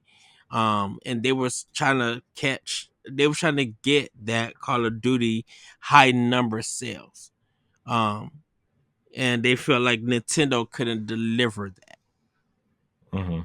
in a sense. So, but when like the Nintendo Directs was popular, when Wii U was showing games that past your imagination of emerging with games and stuff, um, Wii U seemed to be the system to put Nintendo in the HD arena and everything, because one of the discussions just like what could Nintendo do with HD graphics, and they kind of showed what they could do from their first party perspective and Yeah. everything. But once the system came out and third party put out their launch game, a lot of them dropped Nintendo. EA, look at EA. EA probably put out, I think, what, 3 or 4 games for Wii U, and they dropped them with the quickness. They didn't even give the system time out of the time that it was out to like really breathe and sell games on it because they felt like they were going to be making their money on the other consoles.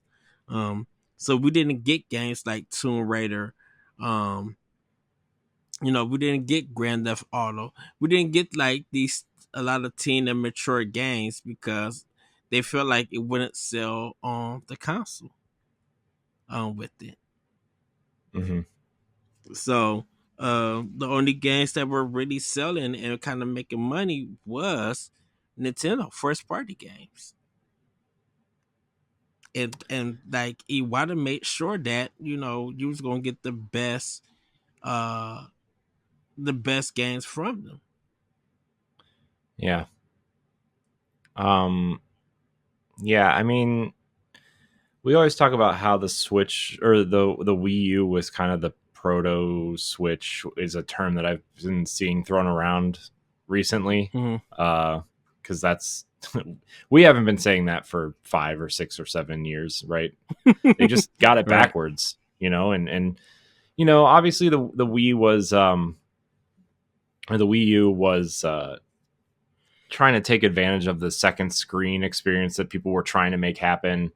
And Nintendo was so good at the DS and the 3DS stuff that like they had a idea there that they tried to bring it into the home console too, and it just wasn't happening.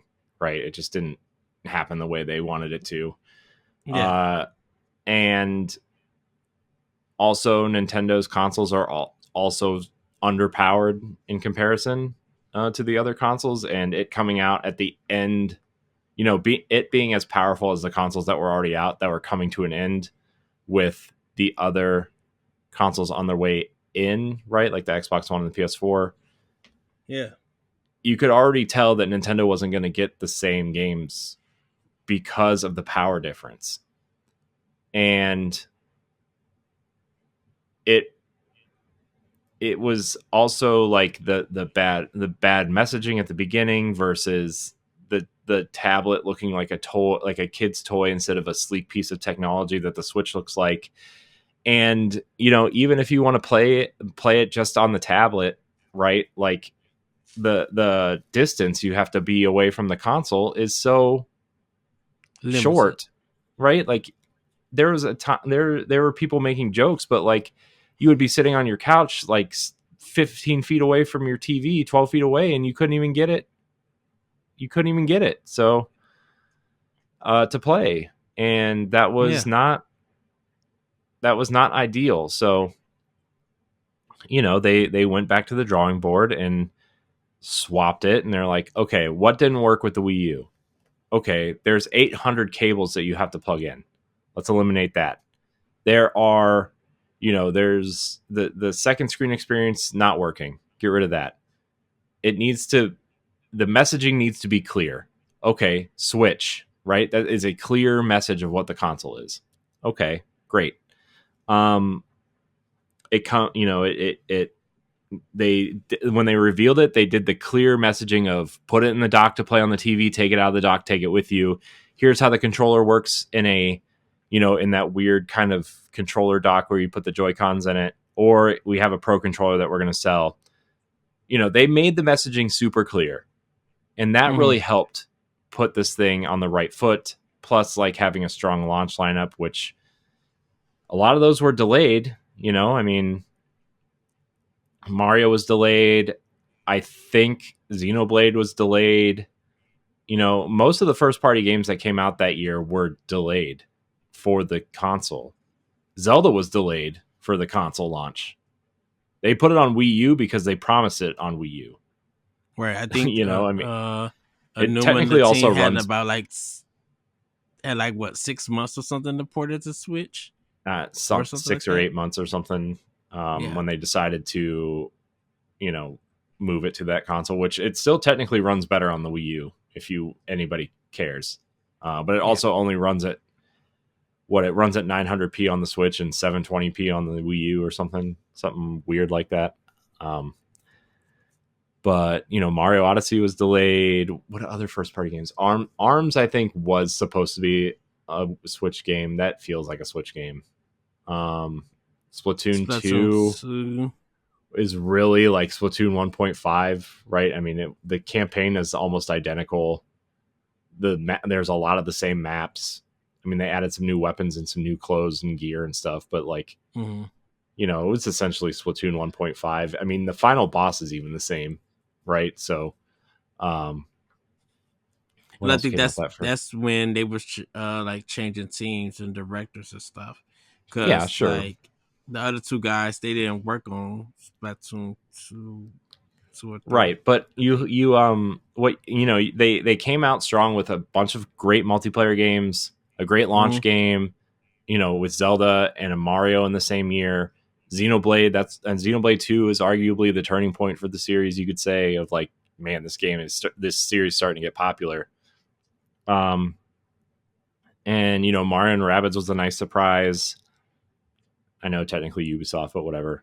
We got two Fire Emblem games that year. Obviously, one was on 3DS, but then we got Fire Emblem Warriors, right? Which was Yeah. we got a Fire Emblem game on the Switch that first year. Pokken Tournament was what, early 2018. So like, there's a lot of great things happening for the Switch that the Wii U just didn't have at launch, right? They had what, Mario uh, Deluxe, which was the fourth new Super Mario Brothers game, Mm-hmm. and people were kind of just tired of it, I think, because we had so many in quick succession, right? We had the DS one, then we had the Wii one, and then we had the 3DS one, all within like what, 4 or 5 years of each other, and then this thing launches with a fourth one in like 6 years. Like, that's a lot. I like those games an awful lot, but that's a lot, right? Um that's just a lot. So and then what, the Wii U also launched with a bunch of ports of games that were already out, including like the entire Mass Effect trilogy was announced for $60 for PS3 and Xbox Yeah. 360, and then And we only got Switch got just the part 3. part 3 with no DLC for $60. Like, that was not a great look on either party involved. Yeah. Even though the Wii U was a great way to play Mass Effect 3, I'm going to stick by that until you know the the And then the dirt grave comes calling, the dirt nap. you had But you had two different kinds of Wii U's. You had the white one, which was like 8 gig, and I think the black one was 32 gig. That was like the deluxe one. Until they cut the white one off before they kept the 32 black one. yeah, And everything. So, but it like the thing with the Wii U, because everybody was just like, "Well, it's going through this Dreamcast phase and stuff," was that if you look at the system, definitely with games like Bayonetta 2, how people got mad at that, but then that turned around for people to love stylized action games to love Bayonetta. Like Bayonetta 2 did so. Regardless of the sales and everything, a lot of people made it their personal game of the year because that game was so good. That Bayonetta 2 literally put platinum on the um the recognized spot and everything for them to be working with other publishers, because whatever you want to say about Activision and Platinum, Activision was using Platinum to make a lot of games for them after uh-huh. Bayonetta 2 came out. You know, even with Wonderful 101, Nintendo and Platinum had a really good relationship and still does. But it was thanks to Bayonetta 2 on the Wii U. Definitely, Uh-huh. like the story says, that nobody would give Platinum Games a second chance with Bayonetta 2, and that game Yeah. sold well on PS3, 360, between those systems, and they Well, just wouldn't give it them another didn't. chance. It didn't. That's the problem. I It thought it did didn't. a The million. first one didn't crack a million sales, your famous number of a million sales, until the Switch version came out with Bayonetta 2. I thought that thing did good. I thought that it did good numbers. Um, Mm-mm. I mean, it sold Okay. like I think it sold like 600,000 units or something. 1,000. Okay. I mean, it wasn't terrible, but like it wasn't amazing. Because I think I'm it was. looking it up. I'm Because I looking it up. think it was just like, why was everybody upset that it was a Wii U exclusive? I'm like, when you guys want a mature game for a Nintendo thing, um, or something? Because at that time, the idea was that Nintendo shouldn't have a game like this. It should be on other platforms. But I'm like, if it's a game that didn't sell well and nobody was giving them a chance, if Nintendo was going to up that money for that game to be on that platform, and then and then we're just like, yeah, y'all do whatever y'all want to do. We'll come in, give some ideas, clean some stuff up. Nah, that's not gonna work. Yeah, maybe y'all could do this. Okay, we're going back to doing what we need to do. They let Platinum literally do what they want to do, and you see what the results that came out and Hmm. everything. You Okay, know, so good. between the 360, PS3, and Wii U, Bayonetta 1 or and that PC, that weird PC release they had. Remember when we Mm, talked about that for like 3 months? They kept teasing yeah, it, and then they released Bayonetta Vanquish double pack or whatever, yeah. which is a game I'm shocked never came to Switch. To also was Vanquish. Uh, I'm shocked that game never came to Switch. Um, between the Wii U, Xbox 360, PS3, and that PC Windows version, sold 2 million units between those four versions. So I Mm. undersold it a little bit, but still, you know, Well, yeah, uh, I thought that with the upset being, I thought because when it first came out, it did good sales, so that's why I put it like maybe like at that million thing because of that upset for two being on Nintendo Wii U, um, mhm, and everything. yeah. But then I'm just like, you look at finally look at Xenoblade Chronicles X, and you're just like, what the heck? How is this game even running? Um, I know, Iwata man. and That game, I can't believe that game ran on the Wii U at all. yes, Seriously. like my mouth was agape, and I had like a really big screen TV, and I'm just like, this game is gorgeous, and it's just I was just like, this is crazy. But I'm like, this was sign of Monolith Soft taking the time to learn the Wii U ins and outs and Hmm. everything. And it was getting close to where um it may have been the midpoint of the Wii U life cycle. It definitely wasn't the end because they were working on help. I guess they split. They were working on Zelda and Xenoblade Chronicles 2 is my assumption, I think. Well, Um they have four teams, right? So mm, two of them are like, well, one of them was like the Zelda terrain creation. Well, one of them is like, one of the teams just specializes in environments, right? Which is why Xenoblade 3 looks amazing, and why Zelda looks like it does. Uh, and then, one is the Xenoblade team, and one of them is just a straight up asset creation team, I think. yeah. Um, and then I guess one of the teams handles ports apparently because they ported those games over. So I'm not 100% sure how much that works. But and then we got. I mean, keeping on the RPG train here. I mean, I feel like we don't talk about this game enough, but Tokyo Mirage Sessions, Yeah.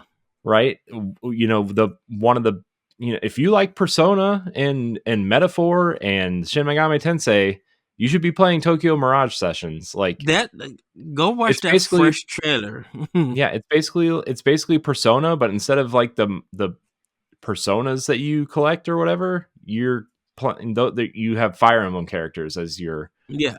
personas. So, oh man, that game Yeah. is so good. Man, remember And remember when it came to Switch and we were so excited and just like, oh my gosh, this is amazing. yes. I don't even know if that the Switch version sold very well either, though, which is kind of It it disappointing considering it how it big did it. Atlas is right now. it didn't sell very well, which I think Atlas at the time, because Atlas wasn't bought by Sega yet. Atlas at the time still was doing the limited number kind of thing, but it was just like giving it a second chance, um, for it. And I was just like, people should know that this game is gonna be hard. They're gonna jack up the price when people actually will want it, unless they're gonna get the digital version and don't care. But I'm just like, yeah. Um, Yeah. like Xenoblade. I'm sorry, but yeah, that game was just like I had to have it just from the fresh trailer, and even with that fresh trailer, it changed over time and everything. Hmm. With it, but I'm like, then the big moment for Wii U, was Smash Brothers for Wii U and 3DS. Seeing that Reggie and Iwata fight at the E3 Nintendo Direct, Hmm. not only was that thing memorable, dude, the DLC that came to it, like instantly when Ryu was first revealed, coming to as DLC to that game, the eShop broke Hmm. for a Well, day I or mean, two. I think that was just Nintendo's online just not being very good. But I mean, probably no, I'm so, but just I'm just yeah. like I'm just like I'm gonna be late for church because that's when they were showing like the announcement for Ryu like on a Sunday. It's just Hmm. like I'm gonna be late for church because I need to watch this and Yeah. everything. Uh, but I'm just like that was a big moment. You know, Twilight Princess and Wind Waker HD. This is when they was getting to like the just the remaster thing. Bit they weren't doing the remakes and stuff. But then you had like the Mario parties, the NES remix stuff. Um, you had the I'm not Blackwater. The Maiden of you had that Fatal Frame game that Nintendo paid for. Like work Nintendo was working with Koei Tecmo. Like we got that Ninja Gaiden 3 game. Um like Nintendo was changing with the Wii for the Wii U. They were working with a lot of Japanese developers, Bandai Namco, Platinum, Atlas, Sega. Um, they were doing these deals and stuff with other like other developers. Square Enix came late, but they didn't put too much on it. Uh, you know, but like Ubisoft was a big developer for it, where they could also make some money, like doing the Assassin's Creed games. Um, even though Watch Dogs came late and everybody thought Watch Dogs was gonna like destroy Mario Kart 8, and then you see how Mario Kart 8. So, dude, that 12.99 DLC after For that Mar- direct came, yeah. I haven't seen that many people be so excited and quickly buy because that's when DLC was just being ridiculous with its price and you weren't really getting anything. The DLC was Hmm. like almost a whole nother game, and people just like, yeah, I'm gonna buy this. Yeah, it was you know, it was he I mean that DLC was really it was I mean it was also the first time like Nintendo was experimenting with DLC, right? So Mm-hmm.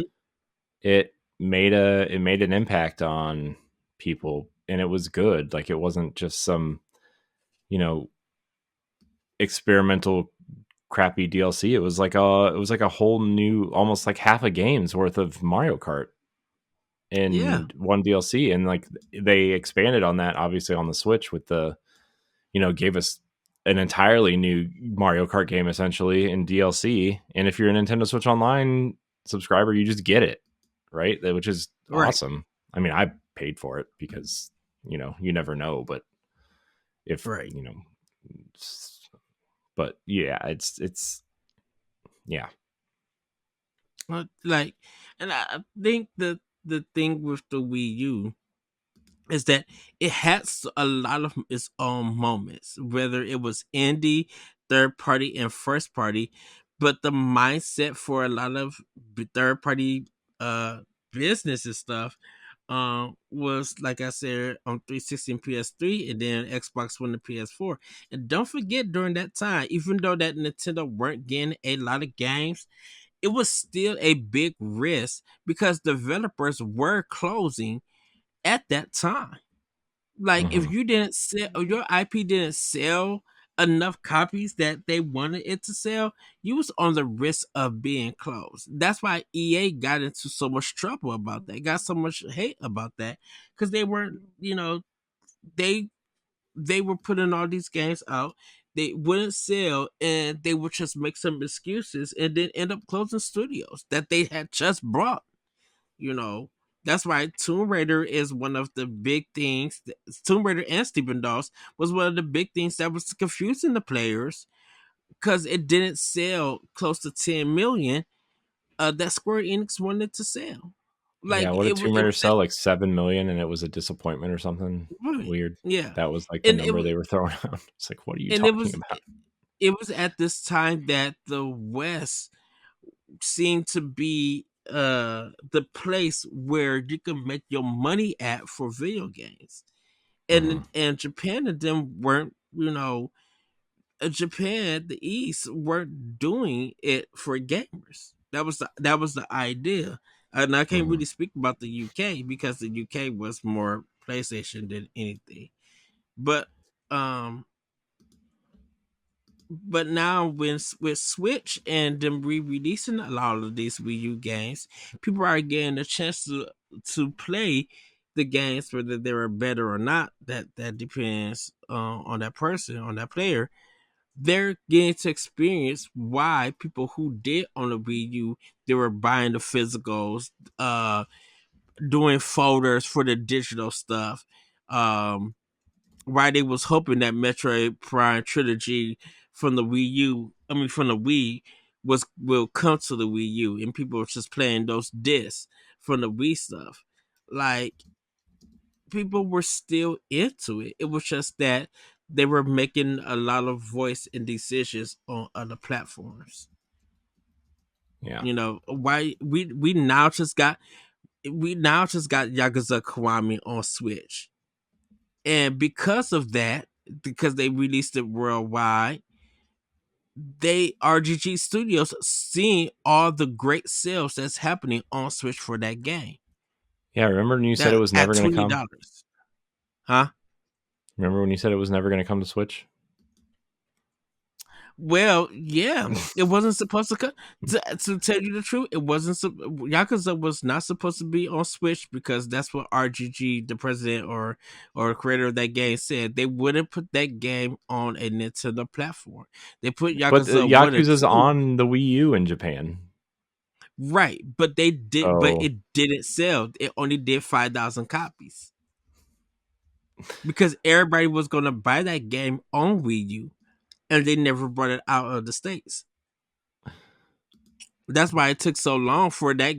It took so long for the Yakuza game to even be on Xbox and be on Nintendo platform. Like I think well, Yakuza didn't come Sarabon's love of to Sega, got got Xbox over the hump with that one, right right? I mean, because Yakuza, you know, yeah, Yakuza was a PlayStation game, and to be honest with you, I don't know how well that it sold. And I mean, it sold to get enough sequels, but yeah. there's never been a discussion about numbers for that game. Hmm.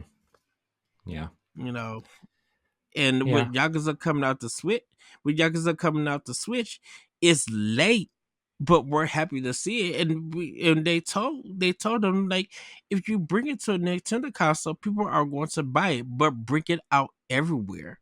Don't just bring Yeah. it into Japan because it seems that it's not I don't know if it's not a big seller in Japan, but if you bring it around the world, it's guaranteed to get you more sales. Yeah. I mean, No, Yakuza has kind of turned into this massive giant that yeah, I don't think anybody can understand. Not, I mean, that's not a bad thing. I'm just, saying it's become this thing that It it's a it phenomenon. has it has the Monster Hunter effect. Monster Hmm. Hunter was not popular at all. Um, Yeah. and then Monster Hunter 4 hit 3DS along with Fire Emblem. I think it's Fates. Was it Fates? Or was it no? It wasn't Awakening. Was it Shadows of Valencia? It may be. It hit Because there that was February. it was that Monster Hunter 4 Ultimate, right? Or Monster Hunter Generations. Which one was it? I The think it was last one on awesome because 3DS. I think it was Ultimate Ron, 4 or it was Monster Hunter 4 because they had that Ron. 3DS. They had that 3DS Monster Hunter, and then they had that 3DS Fire Emblem because they both dropped like in February, like a week after each other, and everything. Yeah, Like Monster Hunter 4 on 3DS made that series popular and yeah, everything. But like Monster Hunter Ultimate 3 Ultimate on Wii U, it was a digital game. It's just like Capcom was putting a game on a Monster Hunter game on a Nintendo console. hmm, Wow, as what it is. It didn't sell well, but it was just like, hey, we're trying something. hmm, We're gonna see test the waters and shoot. As much as people, I love Monster Hunter World and the other Monster Hunter games. Um, but to see that they put on Monster Hunter Rise on Switch before they brought it before everybody else, and it did buku numbers. Yeah, yeah. but this is more about Wii U. I'm like, Wii U have bangers. It have great games. Clearly, I mean, they It's ported just the entire console to Switch almost. What games are left? Seriously, what games are left? The two Zelda games, Star Fox, Yoshi's Woolly World. Even though we got Crafted World, so it's like Breath of the we World. got a sequel Uh, technically. the NES remix. But we got NES World Championship. So I'm trying to think of games that like aren't there, right?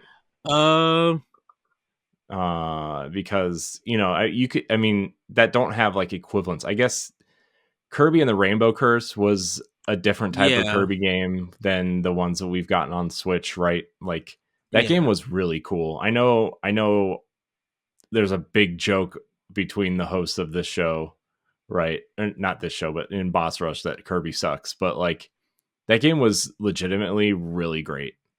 Yeah, The art style is that use great. The that way the use of claymissions. Oh, the the use of the gamepad was great. It was awesome. I loved that game. Um, I'm trying to think of what else we didn't get. uh, you The did say weird Star Sonic Fox exclusives, Zero. right? Yeah, yeah. Yeah, yeah. Some of the Sonic games are not on Switch Well, or Nintendo any other Life has a platform. extensive list of hold on. Wii U games not on Switch.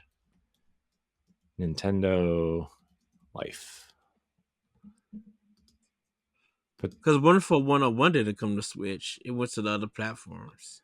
let's see. Zombie U, Zombie U Let's didn't come, but yeah, that's but Ubisoft. Zombie ended up coming to the other consoles and sold like garbage, so probably not coming to Switch. All right, so Yeah. here is the comprehensive list from Nintendo Life of Switch games, the Wii U games that haven't come to Switch yet. Okay, and they just updated it, so it says one more down, and they crossed off Xenoblade Chronicles X. So Mm-hmm.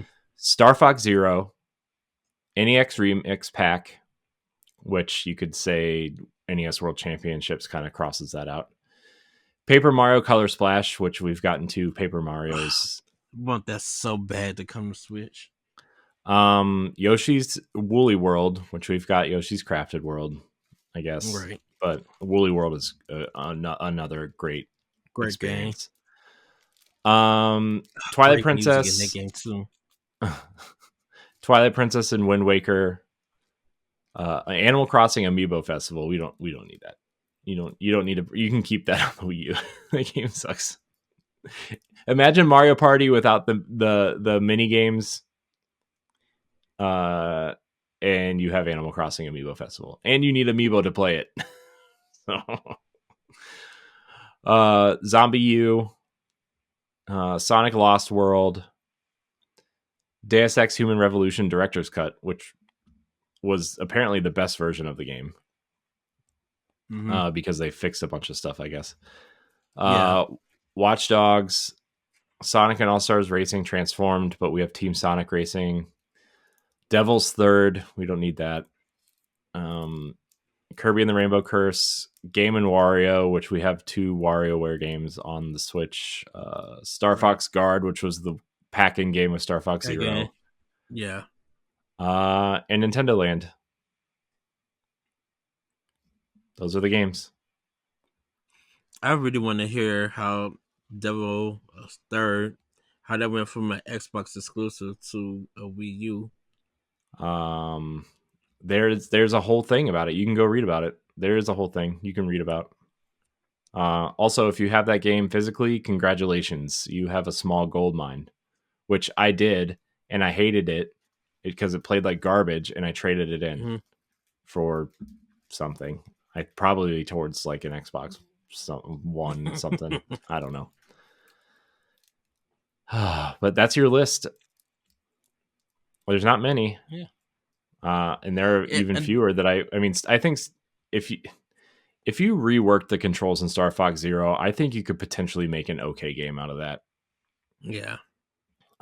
Paper Mario Color Splash. We have 2 Paper Mario games. I could see it being ported to fill a spot in like the next 2 years, but realistically, I don't know. I think Color Splash just really didn't get his chance due to the like handheld Paper Marios. People were mad at those, so that affected the Wii U version. But like Color Splash is really fun to play and it's funny. And I would want it on Switch because I want to like play it again and try to finish it. That's the only reason why I didn't finish it was because there was just so many other games coming out and everything. Yeah. And I was like, during that time, I think Xbox One was out also, because I was focusing on Xbox One and not PlayStation 4 yet. I was focusing on Xbox One and Wii U. Yeah. Because once Ori and Ori dropped, and Rise of the Tomb Raider was coming out that November, and it was an Xbox exclusive, and I'm just like, oh, I gotta have Rise. Yeah. Well, that's that, I guess. Mm-hmm. So. Yeah, and I would just say, like, before we go, Corey, I was like, I definitely would just say, go watch the Nintendo Directs. Go watch some of the gameplays of the first party Nintendo games and even some of the indie games, which once PlayStation and Xbox kind of gave up on indies, they moved all the games to Nintendo, and that helped build the Switch indie scene, and everything. Yeah. Huh. All right, Ed. I guess we should probably move into Pack Watch, huh? Yes, Pack Watch. I hope we answered everybody's questions about the Wii U. I love the Wii U. It has its issues. The games load super slow, right? And the menu load super slow. The online stuff was not very good. The gamepad feels like a child's toy, but I spent a lot of time on the Wii U. I played a lot of third-party games there, right? I mean, yeah, sure, for this show, but also like I put like 60 something hours into Black Flag on that console. I beat Assassin's Creed 3 on that console. I played the Batman games on that console. I played Watch Dogs and Splinter Cell on that console. I played Mass Effect 3 the second time on that console. I played a lot of third-party games on that console, even though some of them, I played Call of Duty Black Ops 2 on that console and Ghosts. I played 2 Call of Duty games on the Wii U. And they said Black Ops 2 was really good on Wii U. Ghost, on the I other mean, hand, well, that was well, kind of average all Ghost around. wasn't So Ghost wasn't very good anyway. It starts off in space, and you're shooting a gun in space. So wasn't that game like only 5? That campaign was like only 5 hours. I Someone mean, said. most Call of Duty campaigns are only 5 hours. Well, probably So so. I'm not like concerned Advanced about Warfare one. was good though. I did like Call of Duty Advanced Warfare's campaign. That one was really good. Um, so that was yeah, the Wii U. I really like it. I mean, like I said, I still have mine hooked up for certain games. Like I'm never gonna play them, but I do want to. I've been thinking about Twilight Princess an awful lot lately, and Mm-hmm. I mean, I still feel like we're getting Twilight Princess or Wind Waker next year. I still think we are, because they want to sell the title out every year, right? And Yeah. we just got a new game, so it's time for a remaster or a port, right? So unless they're gonna bring over a Link Between Worlds or the 3DS versions of Ocarina and Majora, which are both already playable on the Switch, you know, time to bring them boys over. Yes. All right, let's talk about Pack Watch. Watch. Again, I hope we answered everybody's questions. Um, I really like the Wii U. I will champion that console forever. I love it. I I love that mean, system. gosh, we started this dumb podcast because of that console. So, Hey. the Wii U is why me and Ed are friends. Ironically enough. Yes, sir. Oh, what a mistake. Anyways, on 11/12, we're getting Tetris Effect or Tetris Forever. Tetris Forever. More than 15 playable classic games from the series history are featured, including many being released for the first time outside of Japan. Battle your friends in the multiplayer cult favorite Tetris Battle Gaiden. Sorry. 80s brain and not knowing words. Create massive explosions to clear lines in super bombless, and see where it all began in 1984 with the accurate recreation of the first version of Tetris on the Electronica 60 computer. I guess I forgot. I guess by the time this episode comes out, the game will be out. But I've been playing Tetris Forever. I have it. I've had it for about 2 weeks. So there's a lot of interesting, weird games on it.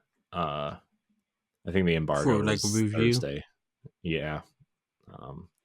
So I'll talk about it more next week, just because I want to make sure I play all the games. But it's a really interesting history lesson. If you like the Atari 50 Celebration Collection thing that came out, Yeah. or like any of the, the other collection type things, this is a really cool history lesson. There are way better versions of Tetris out there, and the other games are just like, they're interesting history lessons. And this is a cool collection to have. I would like a physical version of this at some point. But I think Limited Run is doing it, so I doubt I'll get it. Right. But it's if you want to play Tetris, there are better versions of Tetris. If you want cool if history you don't have stuff, for your Switch, if you don't have Tetris Effect on your Switch, you need to have that game now. yeah, isn't Tetris Effect? Tetris Effect and sale, Puyo versus. I think Puyo versus Tetris 1 and 2 also. Yeah. And like you said, you can play Tetris for free on the demo. Puyo Tetris. Yeah. I don't know if the demo's online anymore, though. I think people figured it out. On 11/14, we're getting two great experiences and one I don't know what it is. So Dragon Quest 3 2D HD is coming out. On the Yes. 14th, years ago, the great hero Ortega bid farewell to his wife and child as he set out on a quest to defeat the villainous Archfiend Baramos. Ortega failed his quest, and Baramos still threatens the world. Ortega failed his quest, and Baramos still threatens the world. Now, on their 16th birthday, Ortega's only child is summoned by the king of uh, Aliahan and entrusts with a mission of the highest uh, import to take on Ortega's quest, vanquish Baramos, and save the world. So 1 and 2 are also coming out next year. This is a trilogy of games, right? Theoretically, Mm-hmm. technically, and 3 is the kind of first one in this trilogy, so that's why it's coming out first. I want this really bad, but there are 3 other games coming out in November. One I just bought, and 2 other ones that I have prioritized over this, which are Lego Horizon Adventures, which also is coming out on the 14th, and the physical version of Yeah. Marvel vs. Capcom collection is coming out this month too. I'm waiting. Got that pre-ordered at Best Buy. Um, I believe I gotta check my account just to make sure, but I should have enough to pick up Dragon Quest and Lego Horizon um Hmm. this week. Yeah, so Physically for Switch. that's uh that's kind of where I'm at right now on that. It's I kind of am, man, I don't know. I feel like I should get Dragon Quest instead of Horizon, but I would say do Horizon then Dragon Quest because Dragon Quest is a long game. So I I'm think I'm you'll not be worried about that. I'm worried about the physical copies being sold out. in print or not in print. Yeah, Uh, so yeah. yeah. So, anyways, Lego Horizon Adventures is coming out on the 14th. Journey to a distant future where the land is made of Lego bricks and lush nature has reclaimed the earth. Meet the Nora tribe who live in the settlement of Mother's Heart and catch your first glimpse of an incredible dinosaur like machines that roam the forests, mountains, and deserts that stretch beyond the village walls. The Lego adventure of a lifetime. Join Hunter Aloy as she battles to save the earth from the ancient digital demon and a gang of sun worshippers who want to live in a world without shade so they can soak up the rays while everything burns. I I'm love excited Horizon. for this game. I know, I'm really excited. I love Horizon Zero Dawn. I love the first game, and I have Mm-hmm. not even touched the second game. I played the opening mission of the second game, and then I haven't touched it since. I need to hook my PlayStation 4 back up and Uh, go through finish the rest of the game of but two. I really am I excited. might I, re I'm interested to see what PlayStation can do on the Switch and what this could potentially lead to, right? mm-hmm. On the Switch 2. Because I could totally see them, like the way they do their PC ports, right? I could totally see them, Yeah. oh, Ghosts of Yotai is coming out. We have this other Ghosts game, and we've squeezed all the money out of PlayStation players and PC players. Can the PS4 version run on the Switch 2? It can. Let's port it. I could I could totally see PlayStation doing something like that. Oh, Oh, I the think next God of War game is coming. That first one is a PS4 game. Let's put it over there. what is that paint game that they did?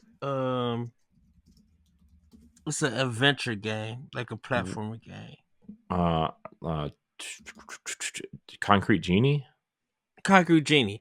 I think that would be a good game on Switch too. I think that game would get more love there than it did Well, on they PlayStation closed that 4. studio, so they obviously don't have much I faith in know, that. I know, but Um, I'm just saying that if Sony was going to port a game because they still own the IP and stuff, and probably still got the assets and everything, I think they would. put that game out on Switch too, or the Nintendo's next console. Yeah. I'm like, look, if Sony struggling of getting coins, that would be that would be the way. Microsoft learned. Trust me, Microsoft just like, yeah, put this on Nintendo's platform. Let's get all the money that we could get. Yeah. Also on the 14th is the Irem Collection Volume 2. Brace yourselves. NN is coming in guns blazing for the second volume of Irem Arcade Classics with iconic Irem titles Air Duel, Gun Force, and Gun Force 2. This is one action-packed collection you can't miss.